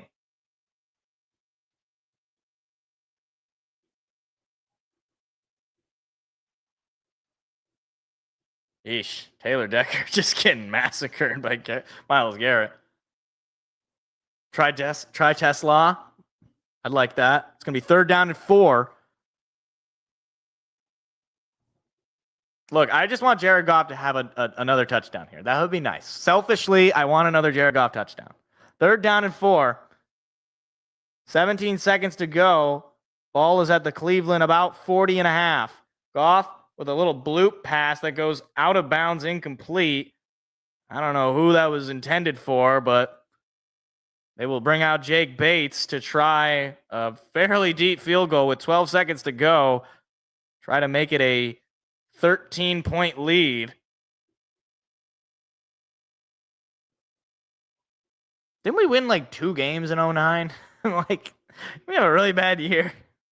We were just coming off of a bad year in 09, so I was going to say, I don't think we won a whole lot of games in 09. This will be from 58 yards out, just by the logo. Snap, hold, kick, and it is good. He just hooked it in, and Bates makes it a 20-7 lead for the Lions. Wow. I thought that ball was going to keep curving to the right, and then it just miraculously curved to the left. I thought for sure that was going to sail wide. A 58-yarder from Bates. I don't know if that's a career long for him, but that is... These kickers, man, they are so incredible. A 58-yarder would have been just a miracle not 10 years ago. You would have had maybe 2 or 3 kickers who could do that in the league 10 years ago. But Lions managed to score here on the final seconds of the half.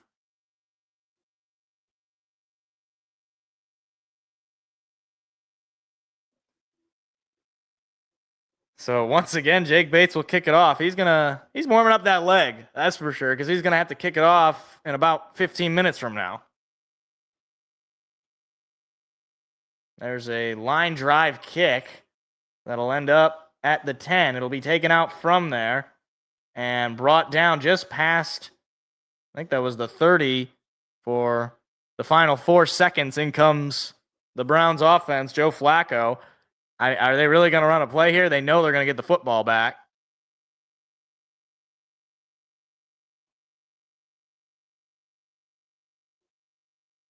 So we'll see. I think the Browns are just going to need this one, knowing they're going to get the football back. And that is the look of this formation. Aiden Hutchinson is out there. So, again, total scare, but no real danger there. So at the half, Lions hold a 20-7 lead. Browns will get the football to start the third quarter, but it is a double-digit lead. They are covering that 10.5-point spread. Goff, 12 for 18 for 118 yards and a touchdown.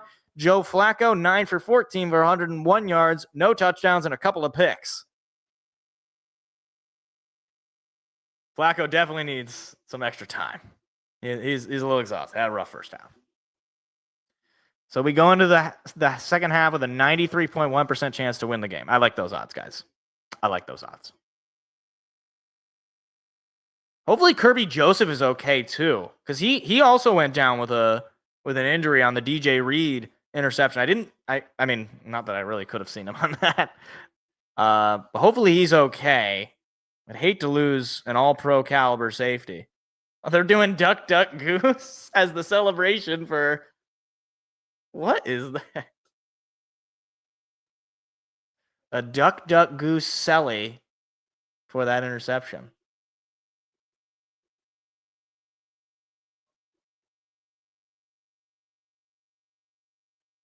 Youper Prime. Hey, some Youpers in the house. That is quite the drive all the way down to Detroit. I guess it depends where in the UP. Maybe they're like right off of Mackinac Island. It could be Mackinac City. Or is Mackinac City? Hold on. Am I exposing myself? Is Mackinac City? Hold on. I gotta look it up. I've never been to the UP. Don't yell at me. Mackinac City is, hold on. We're getting the map here. It is in the Lower Peninsula. Okay. It is in the Lower Peninsula. I couldn't remember if it was on the top to the side of Mackinac Island or I couldn't remember. Also, Mackinac City is spelled with a W at the end. Mackinac Island is spelled with a C at the end. All right. Let's take a look at these scores here. Dallas Goedert with a tutty. Okay, I saw that. 24-6 Eagles at the half. Not looking good. Not looking good for the Buccaneers. Oh, they're showing the Browns line. Yeah, you guys, this is the game I'm watching. So you don't need to show this game, but they're showing the Amon-Ra touchdown. Terry Bradshaw said, I could have thrown that one. Damn. That's brutal. All right, Panthers, Patriots. Drake May. Play action, rolling. Still rolling. He's going to keep it. Run in. 5-yard tutty. 28-6 Patriots. 20 seconds to go in the second quarter. Jeez. Saints, Bills. Oh, no. Oh, no. What is going on in this game? Handoff, James Cook, touchdown, 14-10 at the half. Wow, that's a lot closer than I thought. A lot closer than you would think. Commanders, Falcons. Penix hands it off. Bijan. Wow, he just walked in. 17-10 at the half. Falcons over the Commies. Chargers, Giants. Jackson Dart making his debut. Dart, he runs with it, and Dart goes into the end zone, a 15-yard touchdown run. Okay.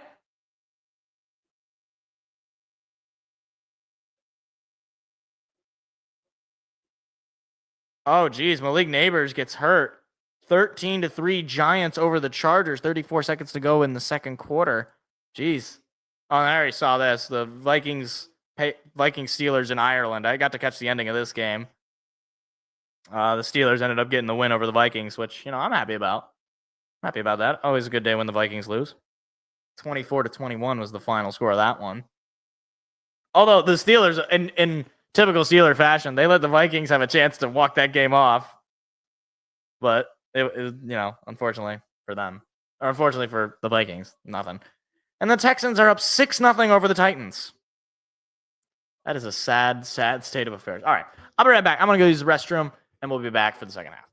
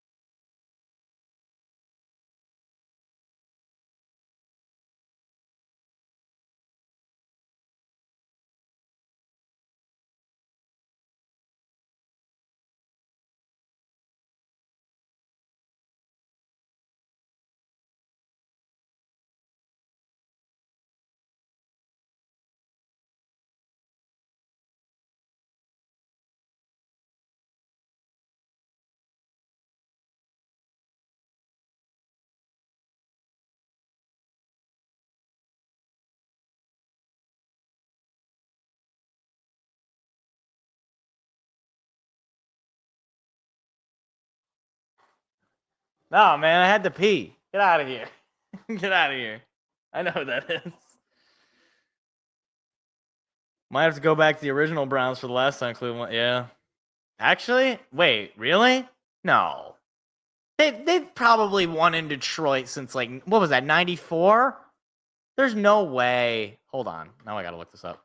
Cleveland Browns history against Lions. All right. The Browns have a 5-16 all-time record against the Lions. Last time the two teams met was in 2021.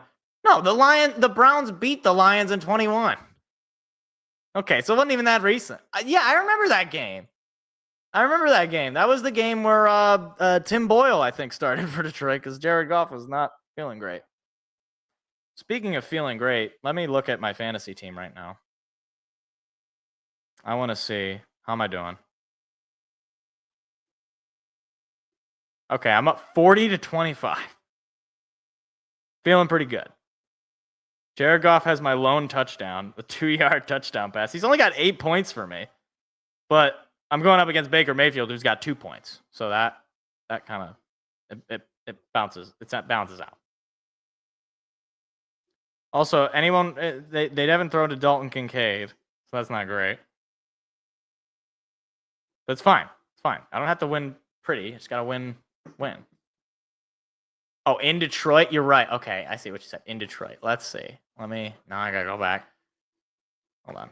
How did I say Cleveland Browns history against Lions? Okay. Yahoo Sports. This last time 2 teams met. Okay, here we go. Last time the Browns won in Detroit was 42 years ago on September 11th, 1983. Nothing else of significance happened on September 11th, I don't think, historically. So 1983, so yeah, you would have to go back. Wow. So the last time the Browns won in Detroit, it wasn't even the current Browns. It was the old Browns, the pre-expansion Browns. See, this is what's funny, though, about that whole thing is, like, when the old Browns left to go to Baltimore, they were like, oh, should we keep the records? No, we're not gonna keep the records. But then the new Browns came and they're like, yeah, sure, we'll have the old Browns records. Like, why would you opt into that? Why would you do that? It's not like you're like, it's not like you're like Oklahoma City in basketball where it's like, yeah, sure, we'll keep Seattle's records. I mean, they got a championship, so sure, unless a new Seattle team comes in, we're keeping that championship. And until just this past year, that was their only championship banner. Wasn't even in the same city on the same team. Now, if they get an expansion team in Seattle, I don't think they'll be like, yeah, sure, have it. Makes more sense for you guys to have it anyway. You know what they should do, though? If they don't ever actually like have a new, or if they do have a new team in Seattle, they totally rebrand. They need to do, for the Oklahoma City Thunder, they need to do an alternate jersey with the Seattle Supersonics colors. That would be peak. That was part of the agreement. That was like, man, let's talk about like a lose-lose. You lose a football team and you got to keep the terrible records? That sucks. That's the worst. It's like, oh man, we lost the team, so you don't get our records. Oh no. We get to keep our terrible records.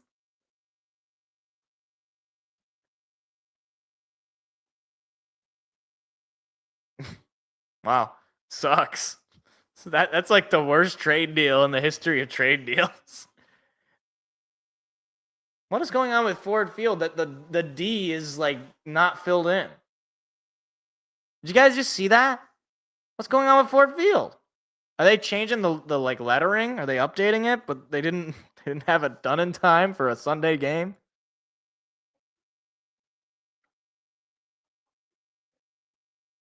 I knew that because yeah, like the current Jets are the Thrashers, or they were the Thrashers, the Atlanta Thrashers.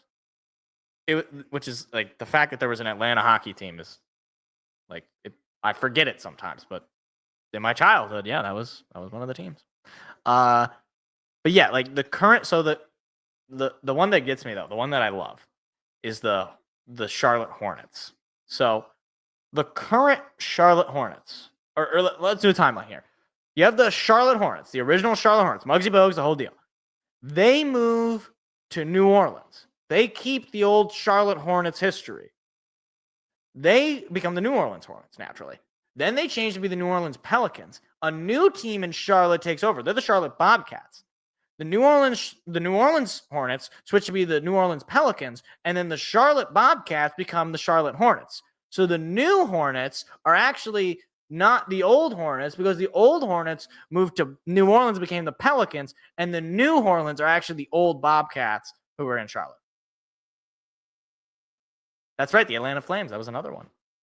But that's before my time. A little before my time. How old do you think I am? Detroit fan, give me an answer. And don't make fun of me. Don't. If you put any, you know what? If you're in the chat, how old do you think I am? How old? Give me a number. Over, under. I've said it before, so that's my problem with setting a line here.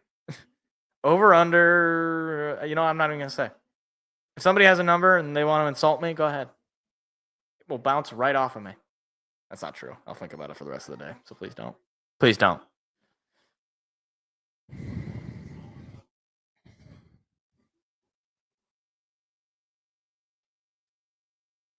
Oh, wait, the Vikings are staying in England. Oh, look at that. You got it perfect. I am 26 years old. Good for you, Detroit fan. Good call. I'm exactly 26 years old. I turned 26 20 days ago.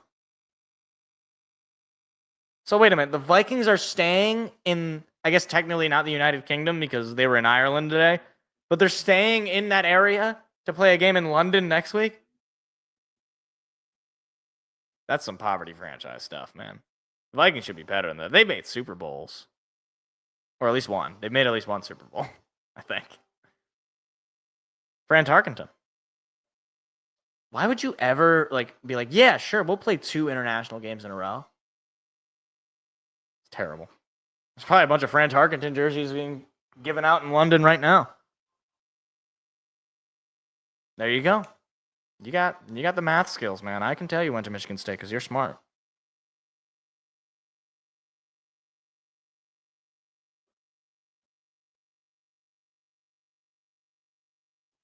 All right. Browns going to get the football to start the third quarter. They are trailing by 13.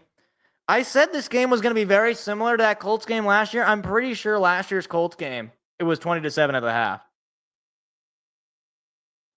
Why is Joe Flacco with a Lions graphic? Did you see that? They were showing Joe Flacco's stat, but it had a Lions graphic next to it. Did they just think like, oh, the Lions are doing so much better in this game, so they had to give Joe Flacco the Lions graphic when he started good?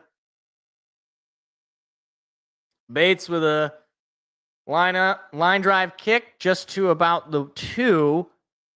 Brought down there at the 27 or 29 yard line, maybe.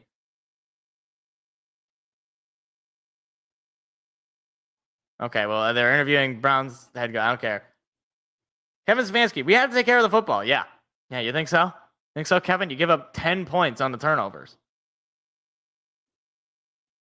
Dan Campbell, very happy with defense. Stop self-inflicted wounds on offense. Okay. Do we have an update on Kirby Joseph? Is he out there? I think he's out there. I actually don't know if he's out there. That might not be him. No, I don't think that's him. Handoff goes to Judkins, and he is going to be brought down by Aiden Hutchinson after just a 2-yard gain.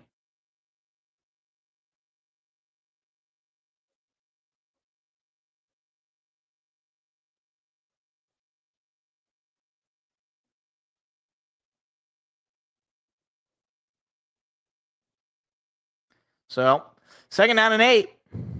Joe Flacco now out of the shotgun. Moving in motion there. It's number 44. Play action pass coming. Pressure coming. Flacco gets rid of it, and it is caught for a first down. Wow. I can't believe he came up with that football. Hutchinson had a clear lane right to Joe Flacco. He did bring him down just after the throw. It looked like he even got a piece of his finger. Brian Branch in coverage gives up a big play. So now 1st and 10 for the Browns. Just past their own 40. Handoff goes to Judkins, and that will go for nothing. There's a flag down in the backfield. This play might be coming back.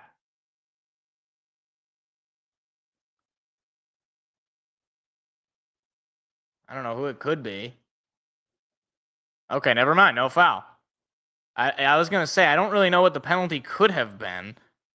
If it was anything, it was going to be on the Browns because it was coming out of the backfield, and you got to think that'd be a holding call, but the broadcast showing, what's going on in the news? Is something important going on? They're showing a news break for you? Apparently there's nothing important going on here. 2nd down and 9.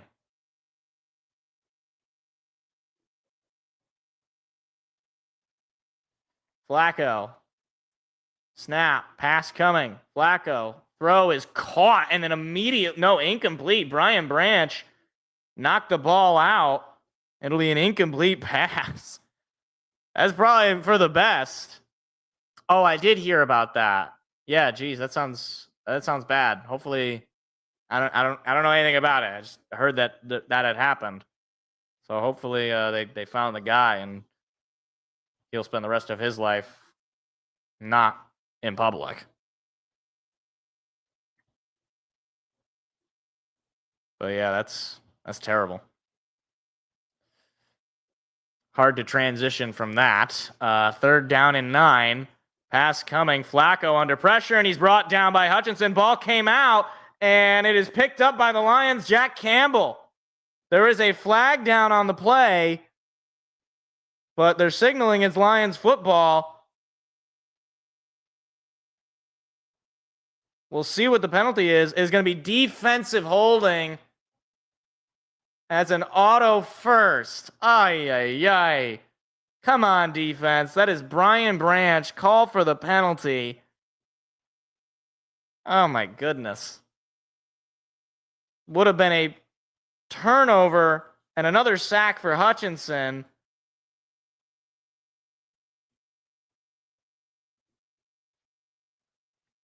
Ay, ay, ay. Can't have those kind of mistakes, especially not on big plays like that. 4th penalty of the day. And the Browns will keep the offense on the field, just shy of Lion territory at the 49-yard line.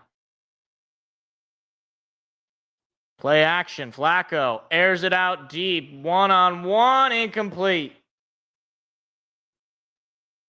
Jerry Jeudy, the intended receiver. DJ Reed was in there 1-on-1 with him, and he could not come up with it. Number 29 in there, I think, for the injured Kirby Joseph. There's a little overthrown.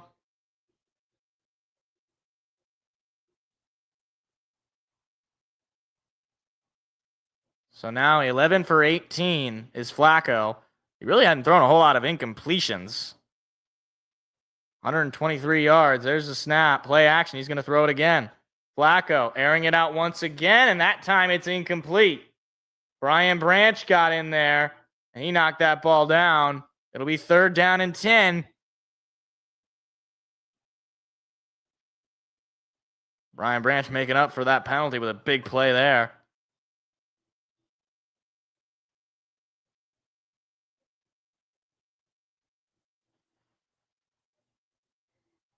So 3rd down and 10. Defense got a chance to get off the field. First time today. Or first time today. First time this half. Jeez, I'm on a roll, guys. I gotta say.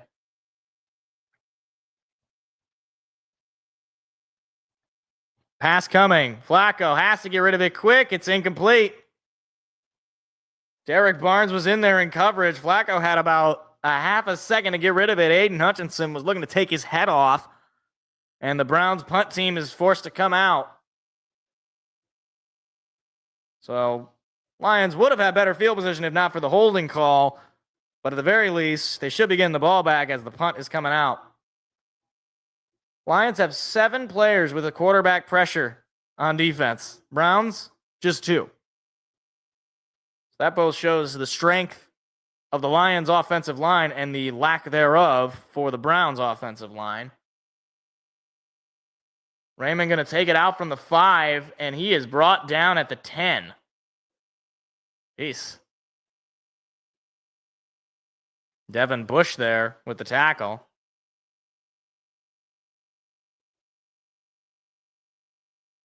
I don't know why Hutchinson was so frustrated. Is it because he wanted a sack? Or like, They got the stop. I don't understand the frustration there. But works out.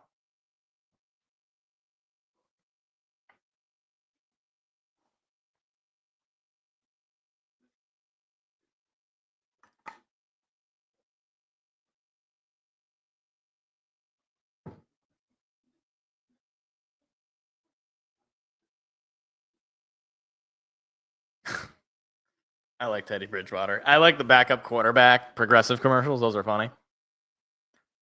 I do wonder, who are they going to put, like Tim Boyle? Because he's another classic backup. I don't even know have they done a commercial with Tim Boyle? Who are some other famous backup quarterbacks? I guess like Jimmy Garoppolo. Has he reached that stage in his life? Joe Flacco? No, he's a starter. You can't do that for him.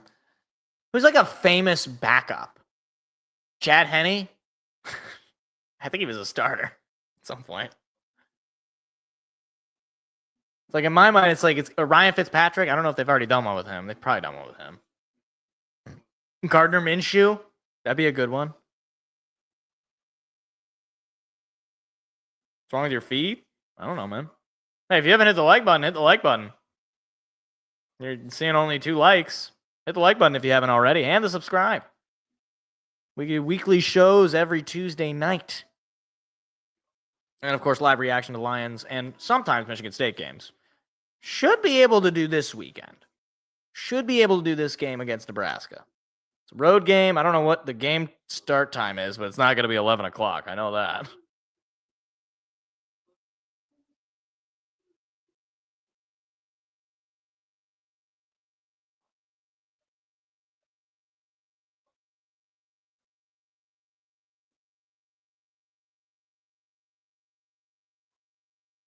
All right. Bam.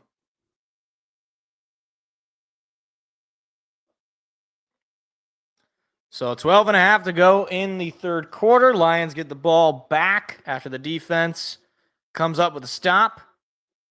They got a 13-point lead here. They could really put a dagger into this with another score. Goff is under center. Ball's at his own 10. Brock Wright going in motion. Toss to Gibbs. Gibbs is not going anywhere. That is going to be no gain. Orlovsky. That's a good one. Charlie Batch. Hold on. Are you just naming Lions quarterbacks? Drew Stanton. I don't like this game. David Blau's a good one, though. They're going to hand it off to Gibbs once again, who bounces off defenders and manages to find a bigger crease on the outside. He will pick up about 8 or 9. It'll be 3rd down and 2 on the 8-yard pickup.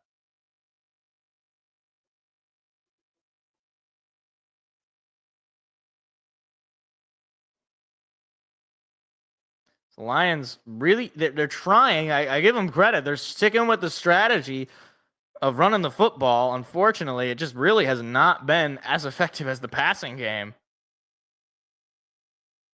Granted, the offense as a whole has not been too effective. Handoff goes to Gibbs. They're going to get the first down, but not much more. Just past the 20-yard line to about the 23-yard line. It's a good 3rd down conversion. They really haven't done that well on 3rd down conversions. And the Lions, I think the offensive strategy is a mix between, well, the Browns can't score on offense, so as long as we run the football and run the clock, Browns are just going to run out of time. Goff under center. There's your snap. He's going to hand it off to Gibbs, and Gibbs is only going to pick up about 3. Flag, I think. No? Yeah, there is a flag on the play. I heard some crowd. Now they're booing it. It might be against Detroit.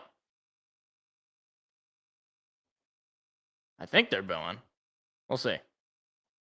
And it is going to be offensive holding. So that will bring this drive back an extra 10. Tate Ratledge, the rookie who has impressed through the first 3 weeks. Oh, Nick Foles. That's a classic.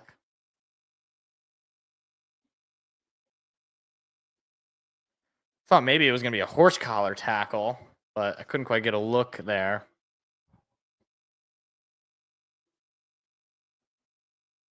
Now Lions at their own 12, 1st and 20.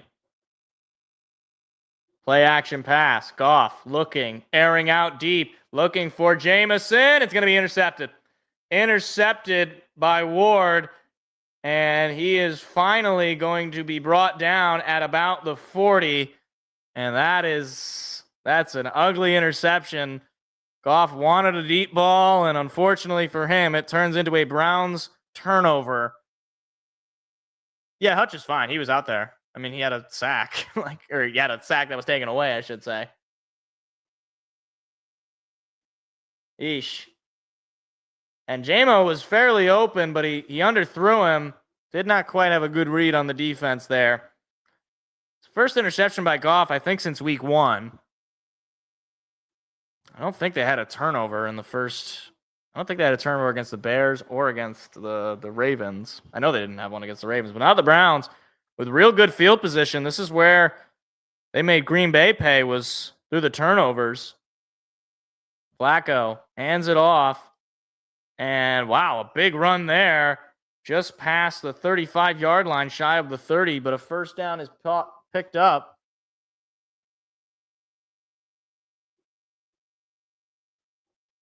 Plays in opponent territory. First drive, they had 8. Since 1. This is their first play in Lion territory since their opening drive, and it's due to the turnover. I mean, you had to throw the ball on, 1st and long or whatever it was.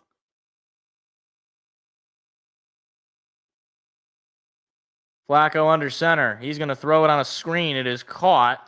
And now in one-on-one coverage, finally forced out of bounds. Nice move there by Isaiah Bond. But it'll be second down. Just an 8-yard pickup. Just.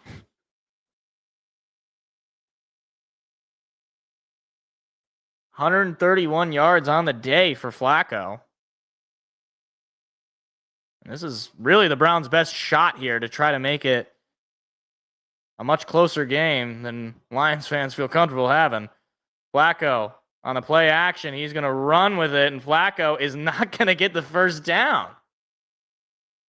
He's going to be short by a yard. It was 2nd and 2, and he made a business decision, it looked like. Did not want to take a hit from Alex Anzalone. He doesn't even he gets to the line of scrimmage.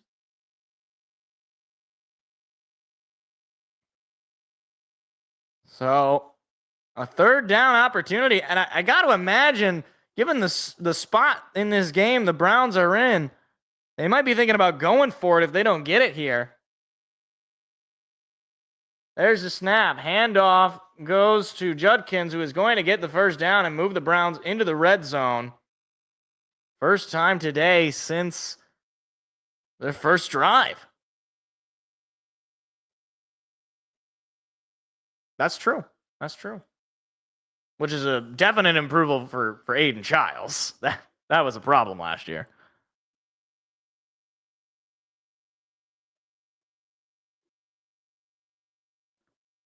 So now 7:47 to go in the third. Browns trying to get themselves on the board.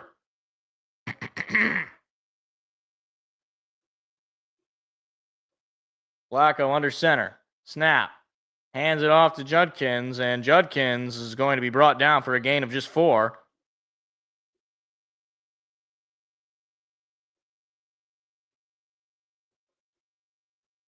Oh my gosh. I just love you. They show their draft class. Dylan Gabriel, Shedeur Sanders. One of them's got to be good.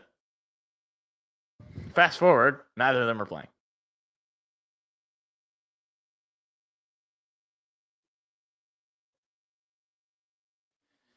Ball at the Lion 15. Flacco under center. 2nd down and 7. Play action. He's going to throw. He's got to get rid of it. It is tipped and incomplete. Pat O'Connor got right into his face. He almost had a pick. So now, once again, it'll be third down. And again, I mean, given the spot you're at in this game, do you just take the points if you don't get this? I really don't know. Like, your offense has not been able to do much of anything. Granted, both teams have the same total yards.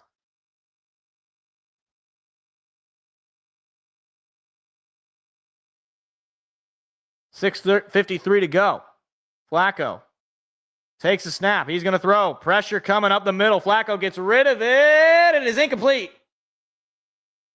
Brian Branch was in coverage. That floater almost ended up in the hand of his receiver. But it'll be 4th down and 7. Lions defense holds strong. And the field goal unit coming out for Green Bay, for Cleveland. Nowoski was coming from the right side. Oh, my goodness. It's about 4 blue jerseys all over Joe Flacco. So this will be from 33 yards out. Andre Schmidt, he's 4 for 5 with a 55-yarder as his long. Snap, hold, kick, and he gets it. So the Browns cut the lead in half. It is now 20-10 with 6:44 to go in the third quarter. Lions give up the first points in the second half. All right. I'm going to turn on the Tiger game here on my cellular telephone. I'll be able to give live updates on that.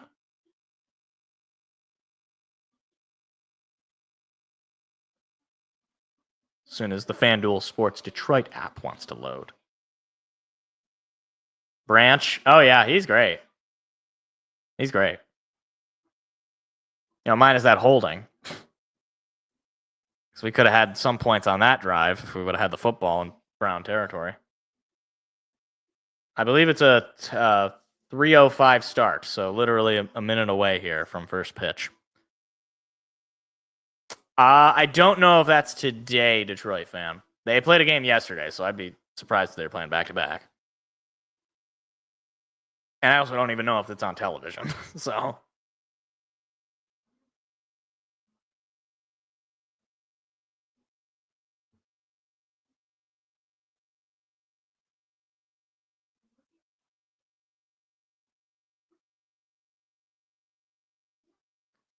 Bum, bum, bum, bum, bum, bum, bum.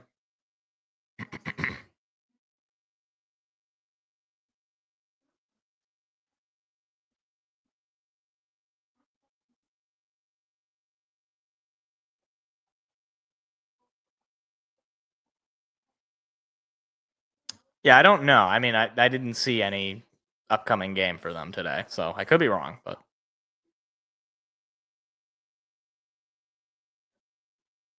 Okay. I thought maybe that during this commercial break, I'd be able to offer some sort of updates on the Tigers, but it's just going a commercial at the same time.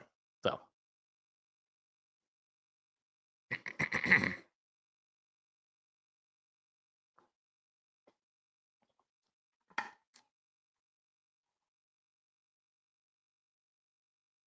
Okay. Well, they're showing the beer celebration. I'm sorry, but I can't. It's like you're celebrating your collapse. Like, yeah, you made the playoffs, but you fumbled into it. I don't know. Whatever. And they're pouring it on Scott Harris. Am I the weird one? Like, what do you guys think? I look at this and I'm just like, come on. First of all, the division's still in play, so I don't know what you're celebrating. You can still get a division title as opposed to just making the playoffs. Kickoff return is going to be taken all the way out past the 35-yard line.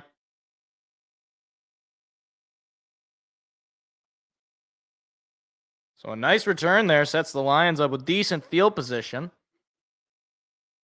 Oh, Benetti's doing the call. I'm actually surprised by that. I'm assuming he was doing college football or maybe a national game in baseball last night. But so 6:39 to go.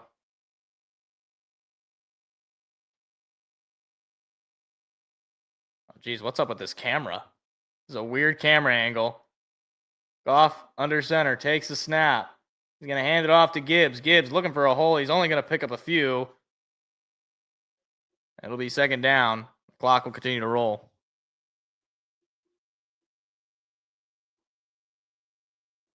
Oh man, that's brutal. That's true. They need a win today and a Cleveland loss. And they're going up against a pitcher who, with AAA, had over a 6 ERA. So hopefully, there's a handoff from Goff to Gibbs. That'll pick up another about 4, maybe 5 yards. It'll be third down. Once again, the Lions remaining conservative, just running the football, letting the clock roll as much as they can control.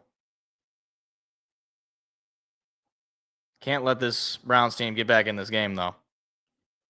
Keep the ball, control time of possession, get out of here with a win.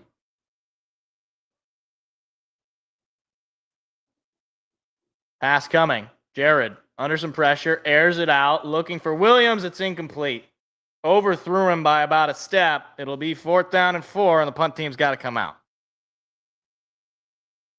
Browns defense continuing to stifle this Lions offense. I mean, there really wasn't a whole lot of options there for Goff, but unfortunately could not connect with Jamison Williams. Not a great day for that connection, that's for sure. The Lions really struggling in this third quarter. There's the snap, and there's the punt. And a fair catch signaled just at about the 15. So in comes Joe Flacco in the Browns offense. Meanwhile, top of the first, 1 out, 0-1 count to Zach McKinstry. Why is he so high in the lineup? They are just loading this lineup with lefties, apparently. And he's got no 2 count.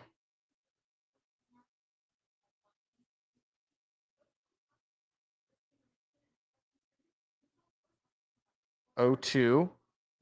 Swing and a miss. Okay. Off to a great start.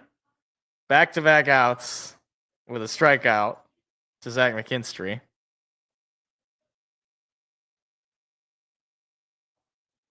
Who's our next lefty? Is Kerry Carpenter? Just thinking if we're loading the top of the lineup with lefties for the righty pitcher. Nope. We're putting in just... Oh, geez. We're putting in, like... we're not running our starters out, guys. I don't think they care about the division. Maybe they fumble into it. That's fine. It's a 1-0 count to Malloy. Looks at strike 1.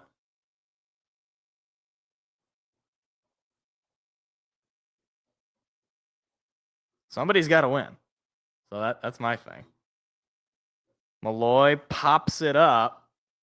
I think. Yeah, pops it up to the right side, and it's caught. Tigers go 1, 2, 3 to the top of the first. Or to the bottom of the first now. Duran, Story, and Yoshida for the Red Sox are due up. That doesn't look like their backup. Why are we sending our backup out if they're not sending theirs? I don't like that. I don't like that at all, guys.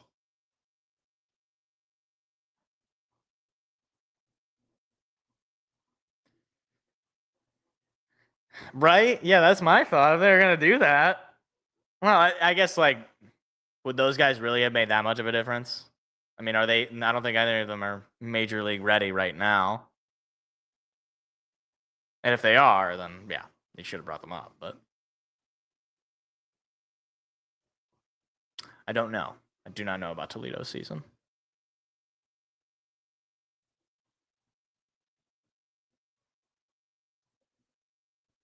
So this big noon game is Wisconsin, Michigan. Huh. That should be like a blowout because Wisconsin is so bad. They are very, very bad. Flacco takes a snap. He's going to hand it off to Judkins, who's got a decent amount of room, but he's tripped up, and he will be about a yard short. Is it a 4:30 kickoff? Great. So happy about it.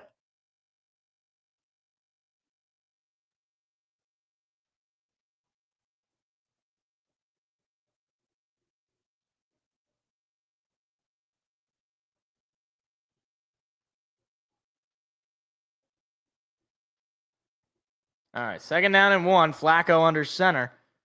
Snap. Handoff once again to Junkins, and he is going to pick up the 1st down past the 30.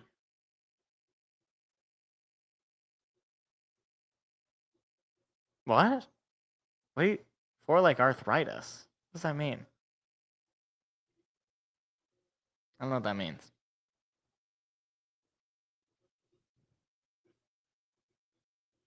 Oh, Terrion Arnold is down. He is being looked at. Kirby Joseph was out there. I think it looked like he had pads on. I thought I saw those, unless that's Corey Joseph or who's the other Joseph?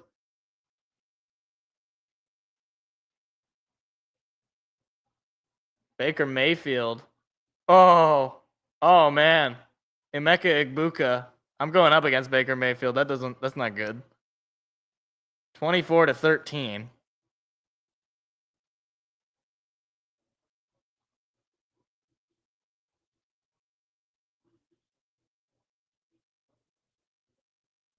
Yeah, they're going to have a defensive meltdown. This Michigan State defense is very bad.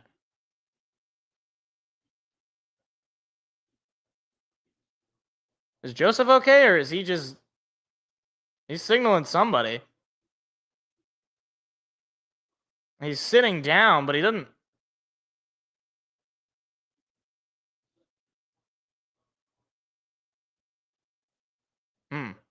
Terrion took a big hit there, making the tackle. And he's walking off, mostly on his own, but gingerly. He's holding his stomach area. Hopefully he's all right. He's struggled in his 2nd year for sure, but you hate for a guy like that to just go down.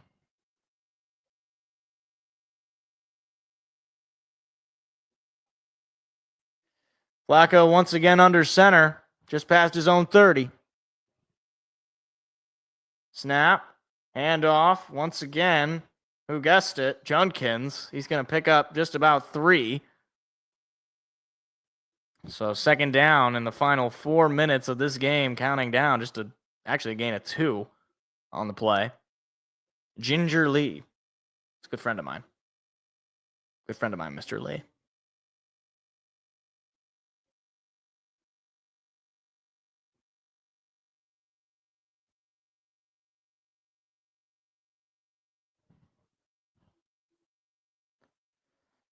Second down and 8.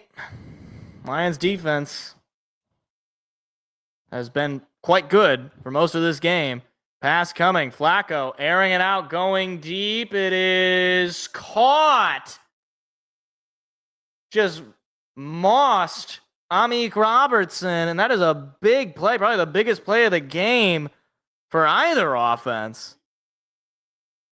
Amik Robertson, who I think came in for the injured Terrion Arnold, coming up, giving up a big play.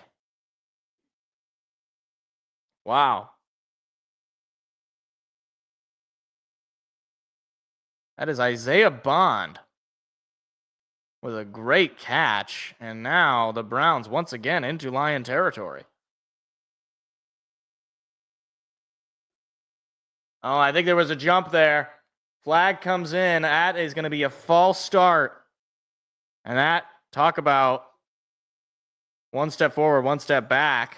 Meanwhile, the Tigers just gave up a solo home run. It is 1-0 Red Sox with 2 outs in the bottom of the 1st. Matsutake Yoshida got the home run.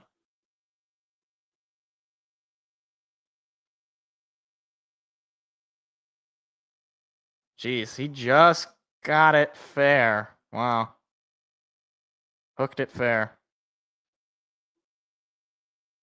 So 1st down and 15 for the Browns. Pass coming. Flacco airs it out, and it is nearly intercepted by Amik Robertson. Boy, he wanted that one. He was going for Isaiah Bond, and he almost made a really stupid decision. Oh, geez, and that ball gets past Torkelson. But they're going to keep him at 1st.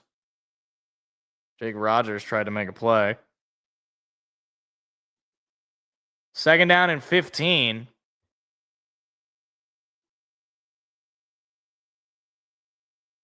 Two minutes and 17 seconds to go in the third. He's going to hand it off. Jeez Louise, that was a terrible. That was going nowhere quickly. Jack Campbell was on him like white on rice, and it'll be 3rd down and 16. So now a huge opportunity for this defense to get off the field.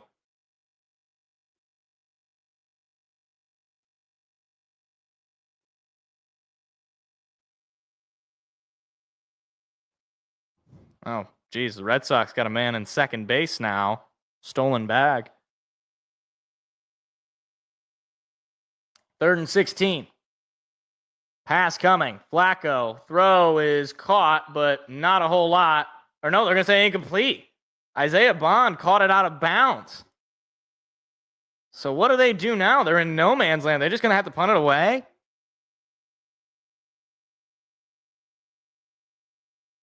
Are they going to try a 50-some yard field goal? Chris Paddock is pitching. Detroit fan. This will be from 56 yards out. Bates made a 58-yarder.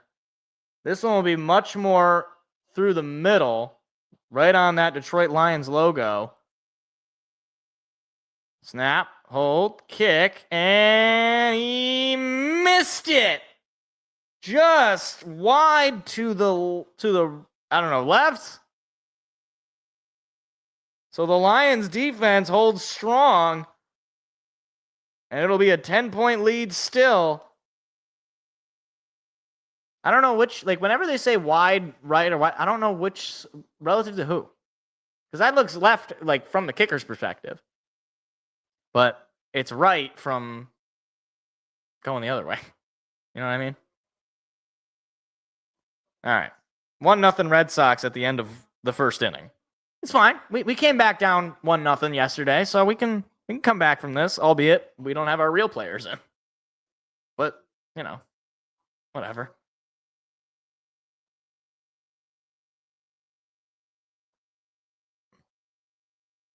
What?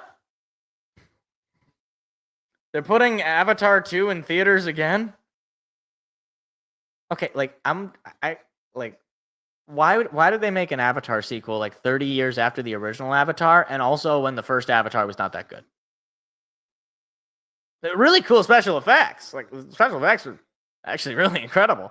But the movie was just like, oh yeah, it's about the peaceful blue alien people against the evil bad human American people. It's like, I'm kind of on the side of the people. I want these blue alien people, just like they're sitting on this great resource and they're not using it.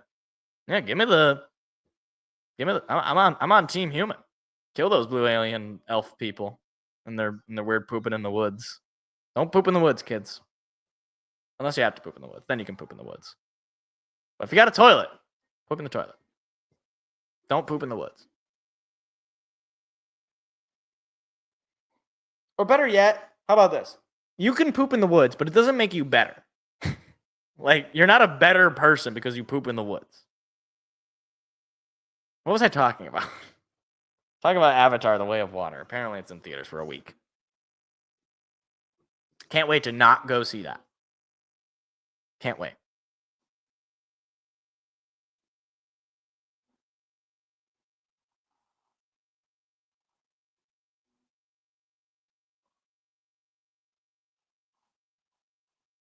Gosh. I hate Big Noon. I hate it so much. It's so awful. Oh, Kerry Carpenter is at least playing. So maybe he can tie this game up. All right. Final minute and 25 to go in the third quarter. Jared Goff, not having a great day. 12 for 20, 118 yards with a touchdown, but an interception.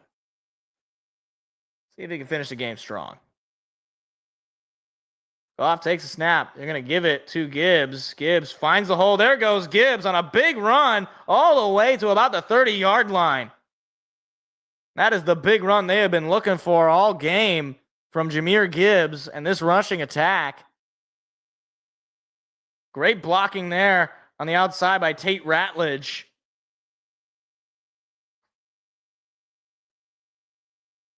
So now Lions back into Browns territory. See if they can add on here late in this third quarter. Goff takes a snap. He's going to give it to Montgomery, and he is going to go just to the line of scrimmage. They're going to give him a yard, 2nd down and 9.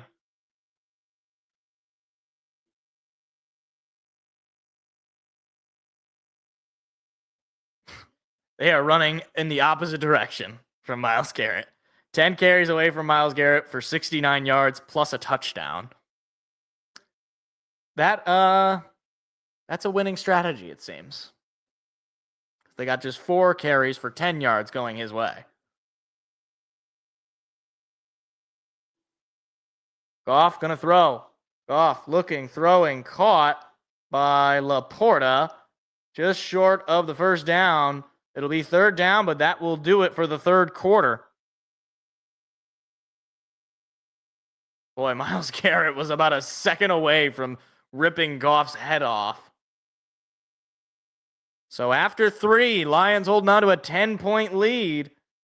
It is 20-10, and creepy Lions mask guy is in the crowd. Oh, a base hit.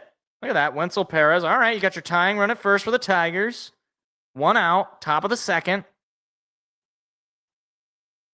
Wenzel Perez with a nice base hit.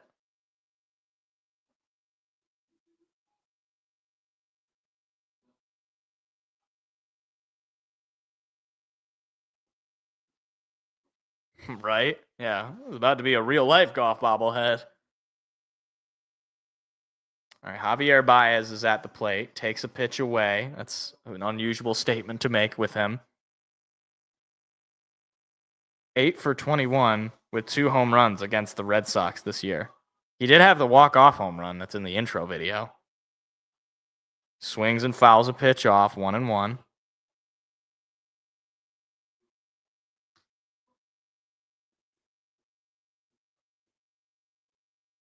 At least we have the baseball game to keep us occupied during commercial breaks. 1-1 count at Baez. Come on. This guy had a 6 ERA in AAA, guys. Can we light him up, please? Another foul ball. It's 1-2 now.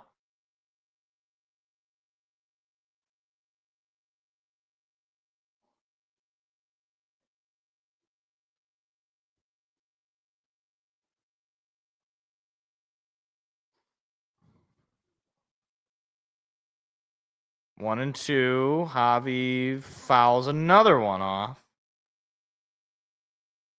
Pat the AL Central title. Win with a Cleveland loss. Yeah, no, I know. I already said that. Wildcard games will be played Tuesday, Wednesday, Thursday. Okay.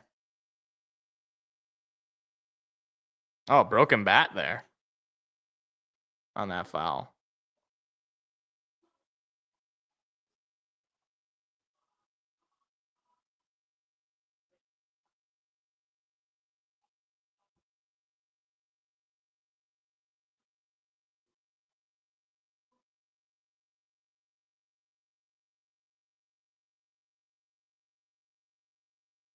I agree. I don't like the man on second and extras. I think it's kind of stupid. If you're gonna do that, can you at least like make it like 1 out automatically too, so that it's not just like you can walk the game off without getting a hit? Meanwhile, Javi Baez just swung and missed at a pitch way low, so that's a strikeout. Leave it up to Trey Sweeney. Pass coming from Goff. Goff now under some pressure. Lobs it to Jamison Williams for a first down pickup. There you go. Finally connects with J-Mo. I think Goff got a little confused there. It looked like he was going to try to dump it down to Gibbs, but he ends up spotting J-Mo on his second look. That's a great throw and a nice catch for Williams. Or no, he dropped it. He dropped it. I thought he caught it. Oh my gosh. I'm sorry. They even showed 1st and 10. I thought he caught it. They're going for it on 4th and 2 here. There's the snap. Toss out to Gibbs. Gibbs looking for some blockers up front. He's not going to get there. I don't think he got it. He was stopped by a yard short. Ay, ay, ay. Penesul had a good block there, but unfortunately ran out of room.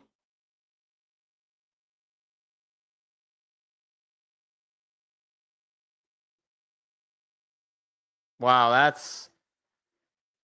Jeez, JMO not having a great game. A couple of drops for him, and both of them really would have swung the game in a different direction. Unfortunately, Lions' aggressiveness does not pay off there. And the Browns get the ball back with 14:50 to go. And hopefully the defense can just keep the Lions in this game.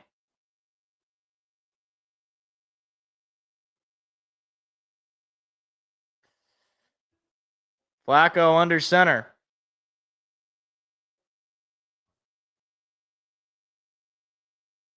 There's a snap. Play action pass coming from Flacco. Flacco dumps it down for a gain of about 4. Jack Campbell immediately dropping the receiver. I don't think they're being out-coached. I think they're being out-defensed.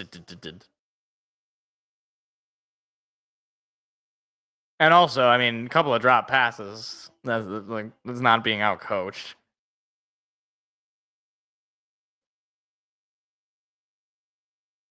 Gonna be 2nd down and 7.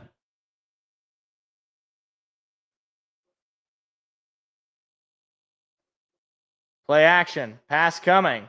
Flacco airs it out, going deep. It is incomplete. Anzalone was in coverage. And 44, he didn't really have much of a chance for that ball.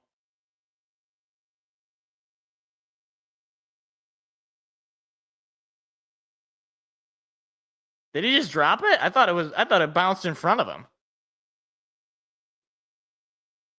Wow, yeah, I guess it kind of bounced in front of him, but went right through him. Went right through his chest. So 3rd down and 7. Oh boy, it looks like, yeah, I was going to say, step back on me. It's like, you look like he's lined up off sides. And the Browns call a TO just before the play clock ends. And that's another Ford Field effect taking hold. Obviously, in a close game like this, those timeouts are going to be critical. Meanwhile, the Tigers are on commercial again. So, I mean, they got a 30-second commercial here. So, I got nothing to update you on.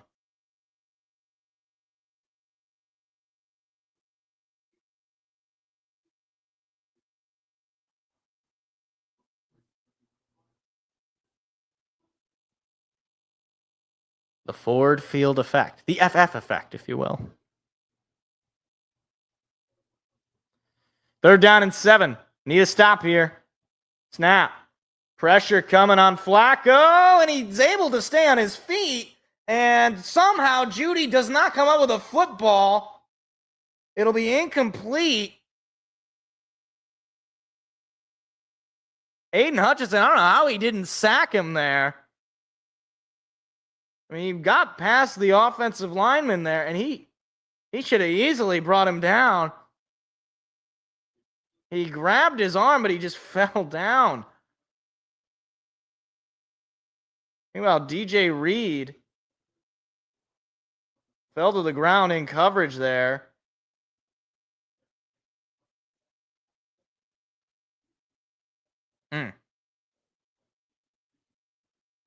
And DJ Reed is hurt on the play. He might have pulled something. Hopefully he's all right. Ay, ay, ay. Another injury on the defense.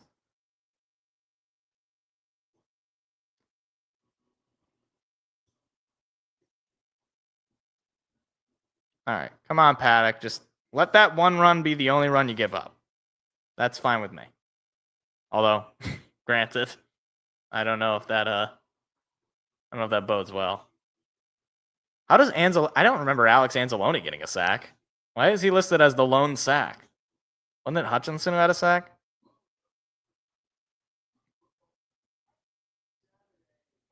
Oh man, they almost had him at second base. But it's a leadoff double for the Red Sox. McNeil will probably not be healthy until like November. So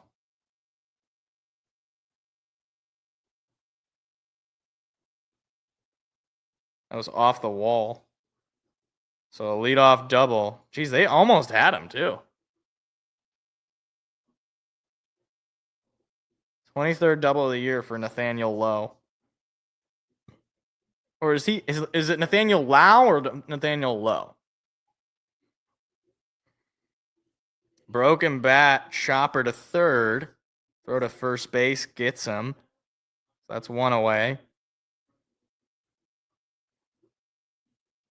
Jeez, it's Ibanez playing first base, so everything is weird. This game is just gonna be weird. Although they're playing their starters. The Red Sox are playing their like regular guys, I think. I mean, these are names I recognize.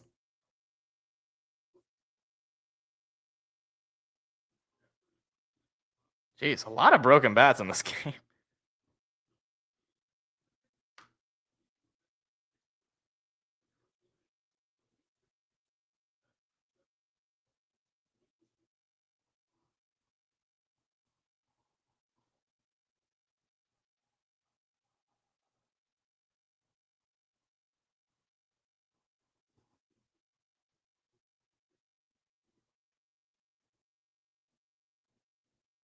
Oh boy.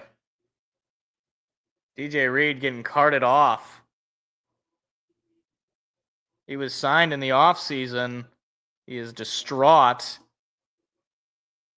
Might just be a hamstring, but I mean that you hope that it's nothing too serious. But anytime you're carted off, that's obviously not ideal. Raymond's gonna take this one out. He's got a lot of room to run. Khalif Raymond, one man to beat, and he's got him. Touchdown, Khalif Raymond, first punt return of the year.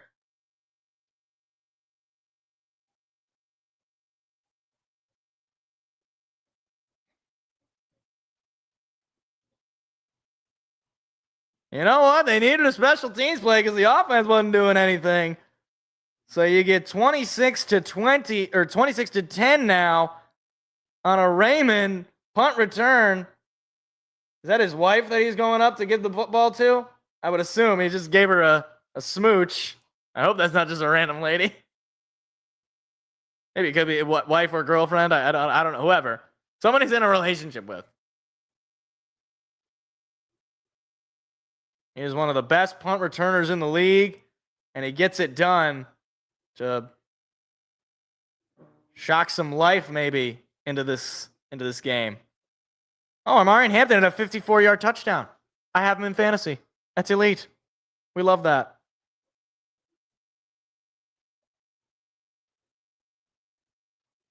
Here comes the extra point attempt to make it a 17-point lead. It is up, and it is good. 27 to 10. Lions extend their lead on a special teams play. And I didn't really think they was going to have much on that because it looked like he was just going to be forced out of bounds. But then some blocks up front had just the punter to beat, and he beat him pretty easily. And look, you'll take points however you can get them against this Cleveland Browns defense. Offense clearly is not showing the ability to move down the field, so you got to win somehow. Jared Goff, happy for it. He definitely needs some score than anything.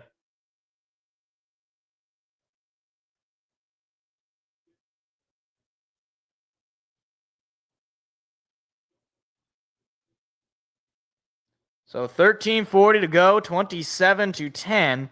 Lions 3 points away from dropping another 30 bomb. Would be the third week in a row they score at least 30 points. All right, 2 outs, man on first and second for the Red Sox. Paddock trying to get himself out of this jam. He's got an 0-1 count to Duran. So it's back at the top of their lineup. Jeez.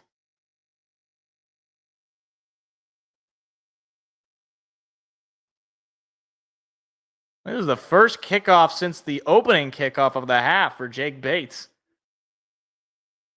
And that one will go to the end zone and be kneed there for a touchback.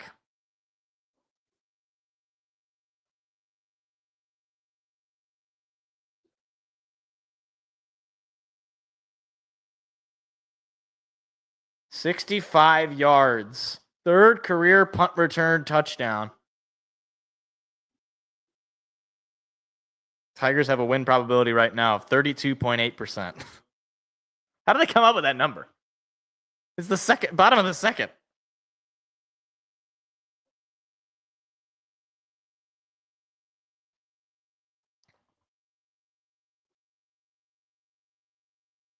And they looked like the defense was signaling for a flag. Junkin's going to get the carry. He's only going to get about a yard or two. So, oh boy, Bucks and Eagles. Look at this. Baker Mayfield with a 72-yard touchdown pass to Bucky Irving, 31-20 in Tampa Bay. I mean, they're still far ways out, but still. 2nd and 8. Pass coming. Flacco airs it out. It is knocked down, incomplete. Alex Anzalone in coverage. Makes it 3rd down and 8. Oh, sweet. Paddock got out of it. Ibanez, Rogers, and Meadows due up for Detroit. So 3rd down and 8.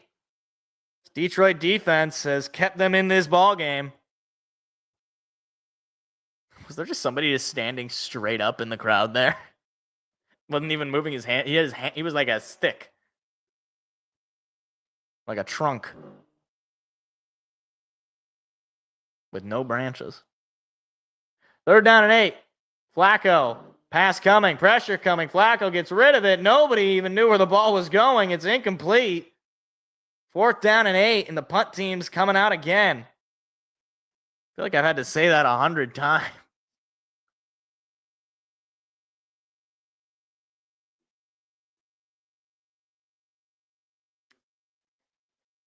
This Browns offense, man, it is just... Oh, there's a reason why they've only scored 1 touchdown, and it was on their opening drive, and it is due to this offense. It's just straight up not very good. Their defense is what has kept them in this game as much as it has. And Khalif this time just going to fair catch it at about the 16-yard line. 12:48 to go. Lions up 27-10. They had a chance to really put this one on ice.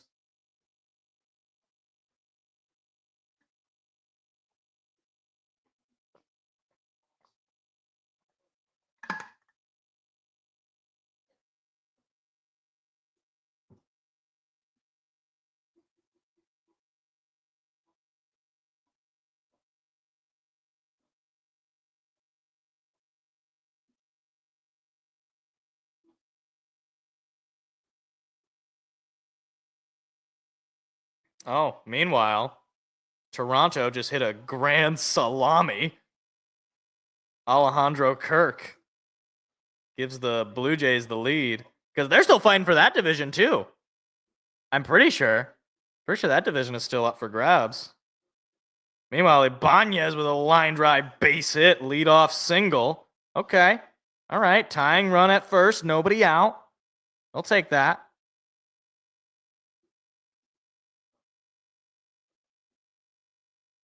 Jake Rogers would be your leading run. He's got just 3 home runs on the year, batting .193 in 48 games. Geez, he only played 48 games? His role really got reduced. It's a ground ball to third, 1 relay to first, double play. Okay. That is why Jake Rogers does not play every day. Grounds into a double play. Your leadoff single is now erased. Thanks, Jake. That was great.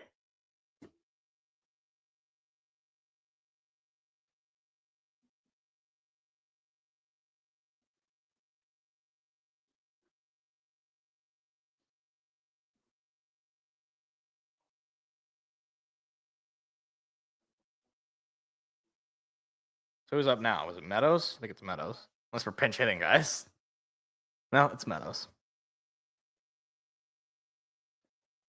Strike one.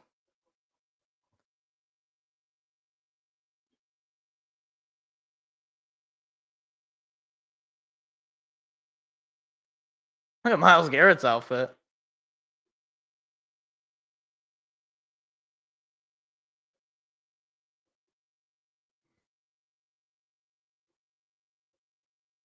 That is technically true.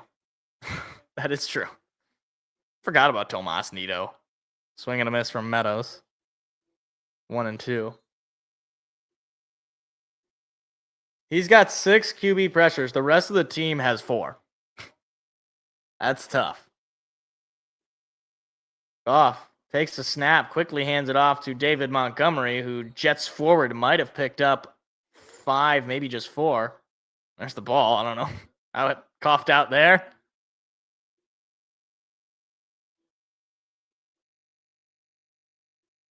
I'd like a few more fantasy points from Jared Goff. So this probably wasn't the week to start him, but I figured he would do better than Lamar or than Mahomes against the Ravens. Maybe I'm gonna totally regret this. Maybe it won't matter. The best case scenario is what it won't matter. 2nd down and 6. Goff takes snap. Play action, little end around to Jameson Williams. Breaks the first tackler, but instead he is brought down by the second one to bring him down behind the 20. Oh, Eric Haas, what a name. Oh, Parker Meadows. It's a shot that drops for a base hit in shallow right field. All right. 2-out single. 3rd down and 9. For Detroit. This offense has just completely shut down in the second half. It's got no points all second half. I don't know if they've had a play in Brown territory in the second half. Here comes a pass from Jared. Jared airs it out, finally hits Jameson Williams, and J-Mo, staying on his feet, finally forced out of bounds. And there's his first catch of the day for a first down. And about time, he's probably thinking. And finally, the offense gets something. And that is where J-Mo can be very deadly, is on those routes where he cuts vertical, or horizontal, I should say. And then he can use that speed to get yards after the catch. Now Goff just over 150 yards passing. Still shy of Brown territory. Snap, handoff to Montgomery, and that will go for a big loss. I mean, they cannot run the football in this Browns defense. That's for darn old sure. Harris made the play. I'm telling you, they really should just try to pass it, but I understand the mindset here. You don't need to get these big stats. You're winning the game by 17 points. You can let the clock roll a little bit. Even if you're not able to run the football, your defense is completely shutting down Joe Flacco and the Browns. So all you got to do is burn the clock as much as you can when you do have the football, and maybe you get a big play to just break their backs, essentially. Goff takes snap. Going to give it to Montgomery, and that will go for probably about what was lost. Maybe a gain of about 4. That's true. That's true. It'll be the battle of the big cats and the battle of cities that have teams that are named after tigers.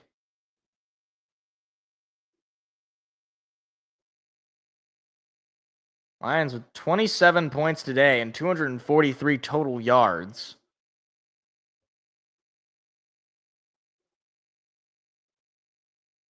Oh, I think the Rangers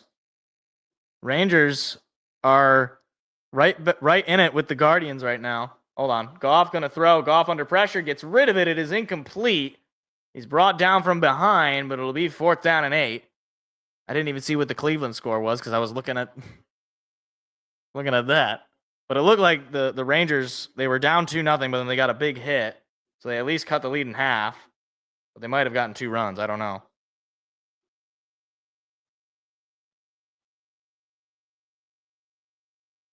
Tried to get that out to Montgomery. There wasn't really going to be a whole lot that he could do with it once he caught it.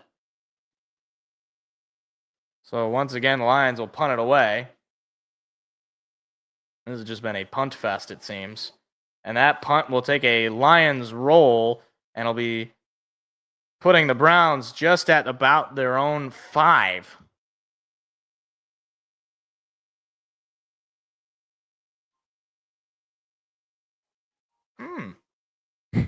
So last time we played in Cincy was Jim Caldwell was the coach. That's crazy.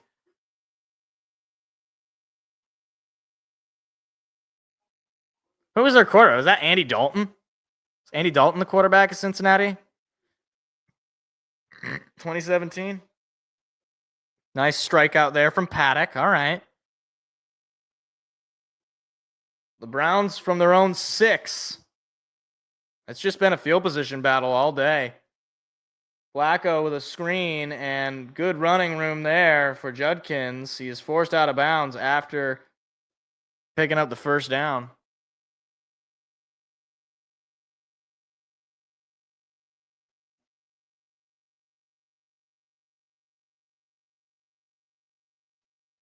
There's a pop-up, the Tiger game, left field. Carpenter makes the catch. Trying to call both games like Kevin Harlan right now. Pass coming from Flacco. Screen once again. And that will go for a gain of maybe 5.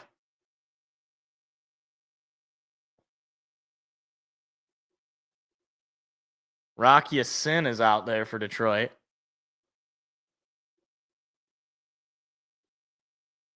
So I think Rocky Sin in there for both the injured Terrion Arnold and now the injured DJ Reed.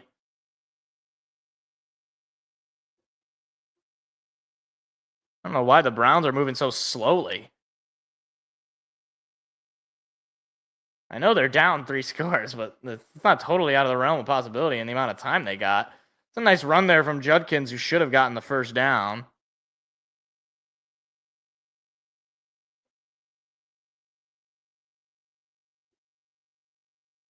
I don't know. I mean, we'll get to that when we go to the commercial break or something. I don't think it was a bad decision to fire Jim Caldwell. What really was the bad decision was to hire Matt Patricia. If you're going to fire him, you needed to hire an improvement, not a downgrade.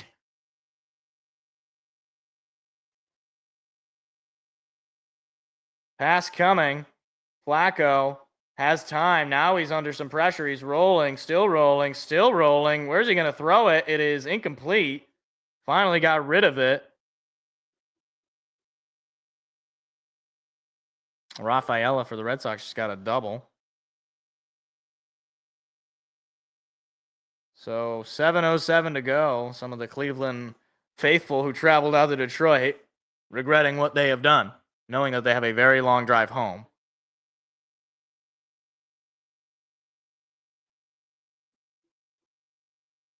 .707. Second down and 10. Fourth quarter. Lions defense trying to shut this game down.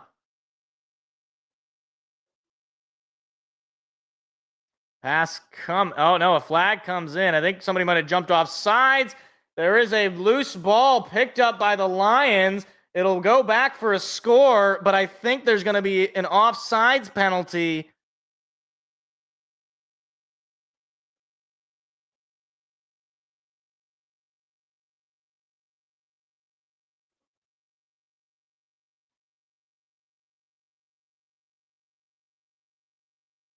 Oh.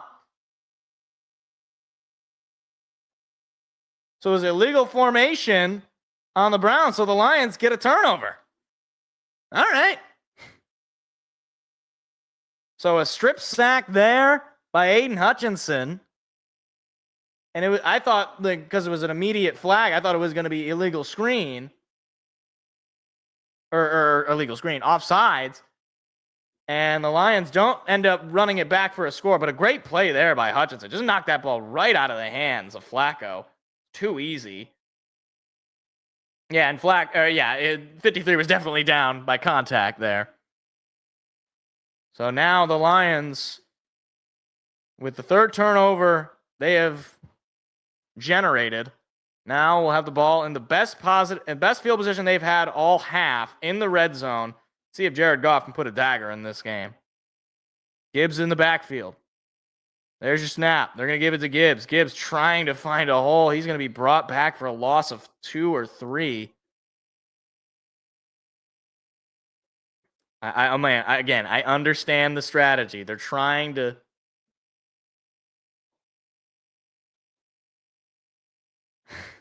I was like, what is that face that he's making? I understand the strategy. They're trying to just burn this clock. You run the ball, but it's just not working. So it looks more frustrating than it really is.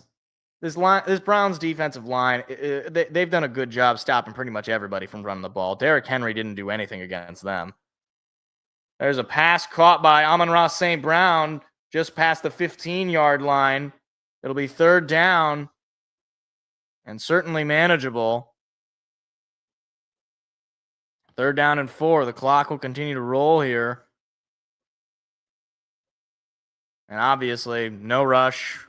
Burn as much time as you can. You're up 17. You're in field goal range. So even if you don't get this, you can just add on. Get yourself a 20-point lead. Right now, Lions are covering that betting spread. They were 10.5-point favorites going into this game on ESPN Bet. They are covering that and then some. There's the snap. Give goes to Gibbs. Gibbs finds a hole, big hole, and he's brought down just shy of the 5-yard line. It'll be 1st down and goal for Detroit. I don't know why they say 3rd and goal on the graphic there. It's going to be 1st and goal. Finally, a positive run. They've only had a couple of those.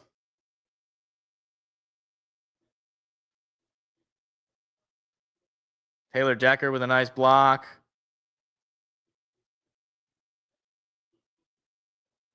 First and goal, final 5 minutes counting down. Lions looking to just seal this one away. Goff with just 160 yards and 1 touchdown with an interception. St. Brown running around in motion. Handoff goes to Gibbs, and he will be stopped at about the 3, I think. Finally, the whistle. I don't even know if I heard the whistle. So.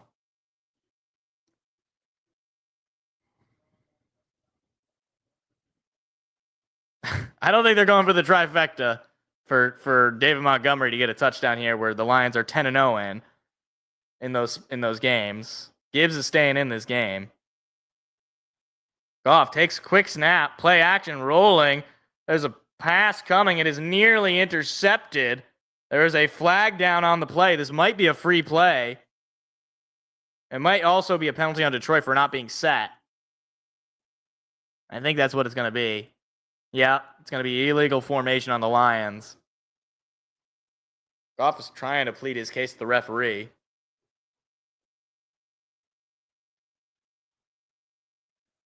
Number 69, Tate Ratledge, was the end man on the line of scrimmage, they say.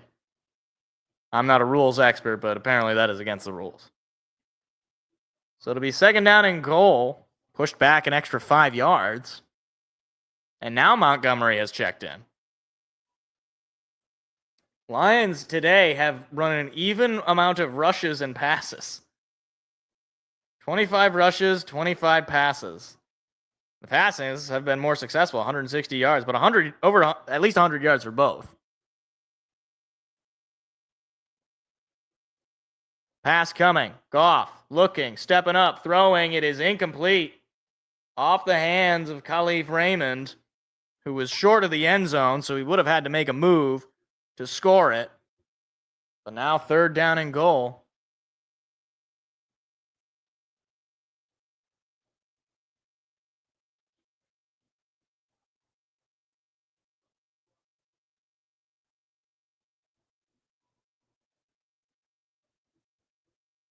Okay, Tigers got the leadoff man on as well. That's a base hit for Kerry Carpenter, too. All right. Goff calling sniper. He's going to throw it to St. Brown, looking for some blockers up front. He stays on his feet. He's going to be into the end zone. Touchdown, Lions. 2nd one to St. Brown. 2nd throwing touchdown for Goff. And the Lions putting a dagger in the Cleveland Browns. Another 30-plus points scored in this ball game.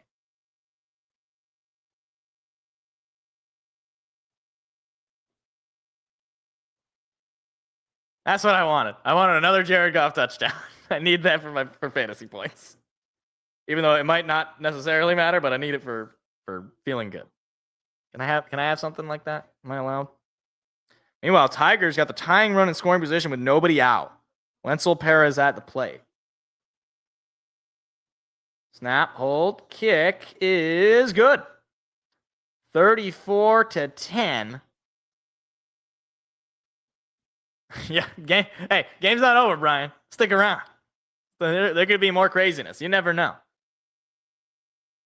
But yeah, Lions have pretty much put this one away. We're at 99.9% win probability on the little chart there.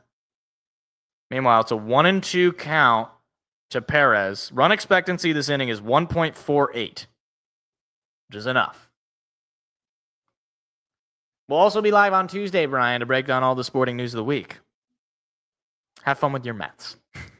Aren't they like they're trying to make the playoffs, right? I don't know if they've clinched yet. Good luck to them. My Tigers have already clinched, and they're trying to clinch the AL Central. But yeah, we'll be live Tuesday. You'll keep an eye out for it. Hit the subscribe if you haven't already, and hit the like, of course, as well. Appreciate you for stopping by, Brian. It's a fun time. Oh, it's a dribbler. Oh boy. Okay, I'll actually kind of take that. They catch Kerry Carpenter in between. They move the runner over to third. So it's first and third with one out. Malloy is your tying run.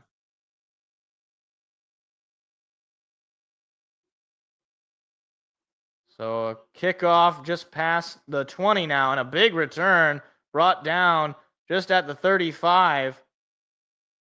Oh boy, and I think on the return he's hurt.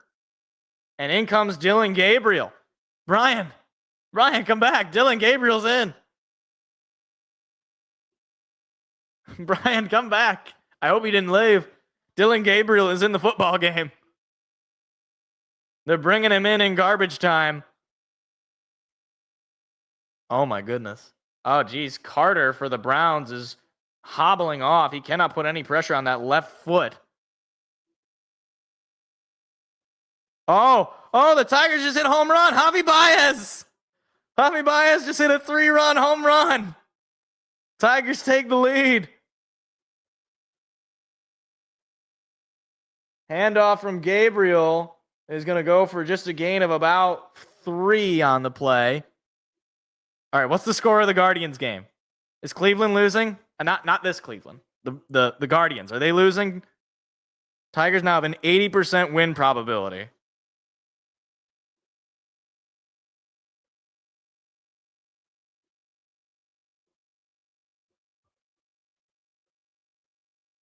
$17 total points off turnovers, and then 7 on a punt return. That's a crazy game.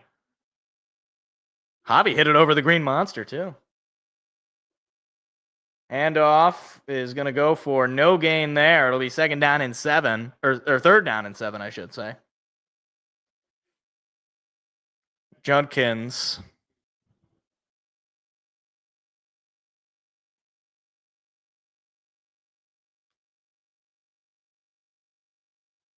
Lions are 6 for 14 on third downs compared to the Browns, who are 3 for 13. So I wouldn't say that either team is really all that dominant on third down. Certainly the Lions are better, but it's a little under 50% for the Lions on third down. Apparently. Oh, and the Guardians are losing 4-2. Guys, we could still win the Central. It's the top of the third. Rangers are beating the Guardians 4-2. If we win and the Guardians lose, the Tigers win the American League Central. They end an 11-year drought of not winning the Central. That truly would be the funniest ending. Is if after this whole collapse, we end up still winning the division. That would be truly the funniest ending. Anyway, the Browns threw an incompletion, so it's 4th down and 7. Wasn't even paying attention.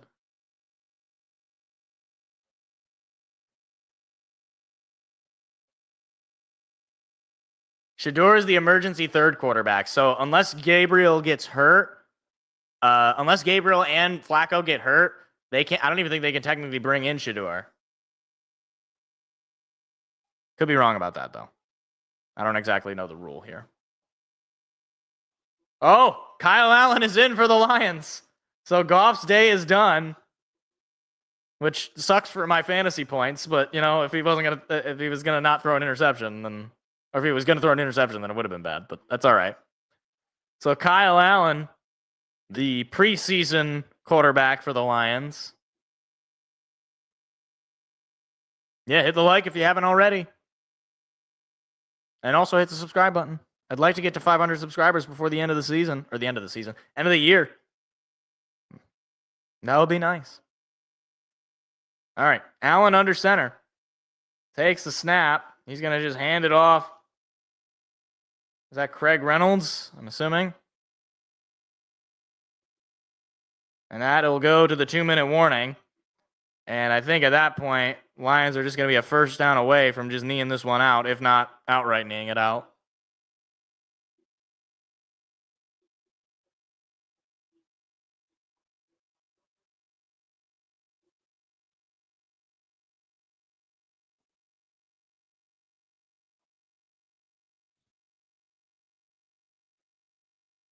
All right, I'm looking. They're showing some of the scores.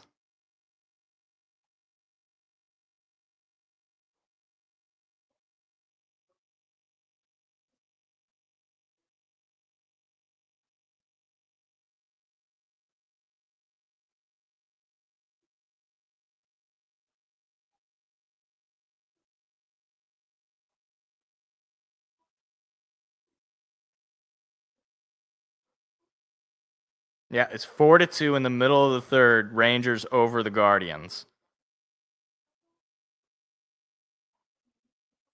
Meanwhile, Tigers got a man on first, 2 outs. Jake Rogers at the plate. He's got an 0-1 count. 0 for 1 today. Reds winning? They scrolled through it. I didn't see. Swing and a miss from Rogers. The ball gets by the second baseman. Ibanez is going to head all the way to third, and he's safe. So now the Tigers got a chance to add on with a base hit. Or a wild pitch, for that matter. 4th stolen bag of the year for Ibanez. They were showing the scores, Brian, but I couldn't quite see it. So I don't know if they showed the Reds game.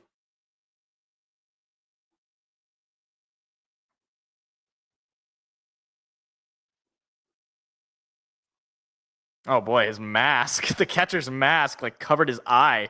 So he didn't have a good view of second base. Jake Rogers swings and misses, so no harm, no foul.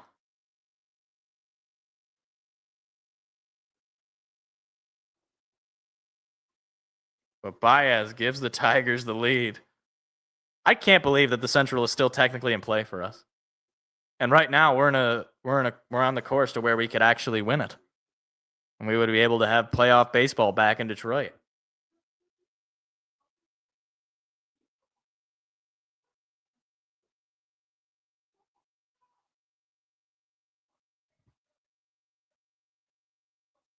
Old school run bunt. Yeah, the bunt is kind of a fun play.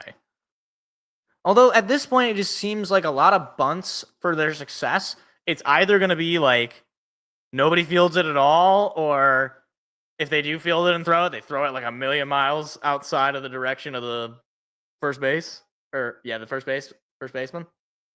Meanwhile, hold on. The Eagles are only up 31-23, 1 possession game in Tampa Bay. I think I have the Buccaneers winning that game. I think I remember picking them. Anyway, Kyle Allen under center on 2nd down and 8. I think a first down will win this game. And Sailors is going to pick up that first down on the run, and that should do it. Don't think the Browns are going to be using their first down. So at this point, I think the Browns are just going to let the Lions knee it out.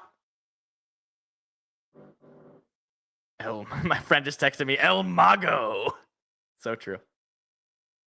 So the Lions next week, first game of October, they will head to Cincinnati, taking on the Bengals.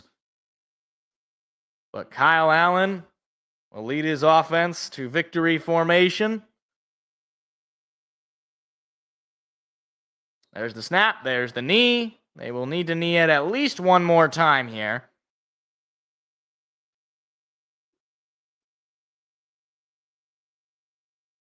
Browns will take on the Vikings next week.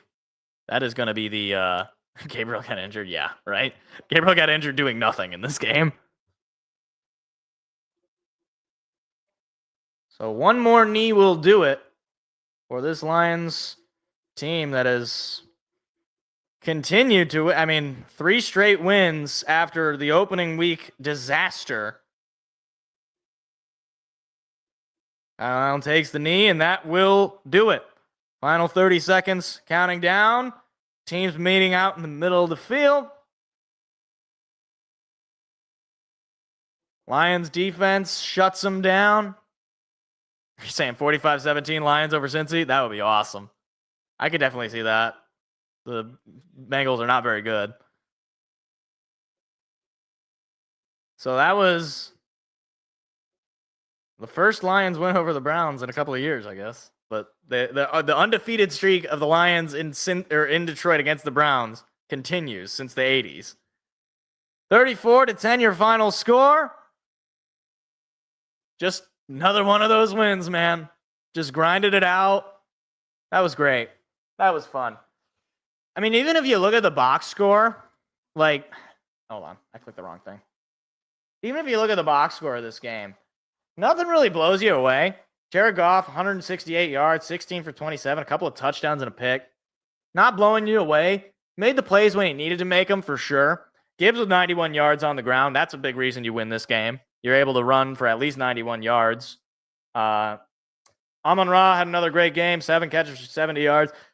Tough night for J-Mo. Tough game for J-Mo. He did have a couple of catches for 40 yards, but he was targeted 8 times. He really should have a whole lot more.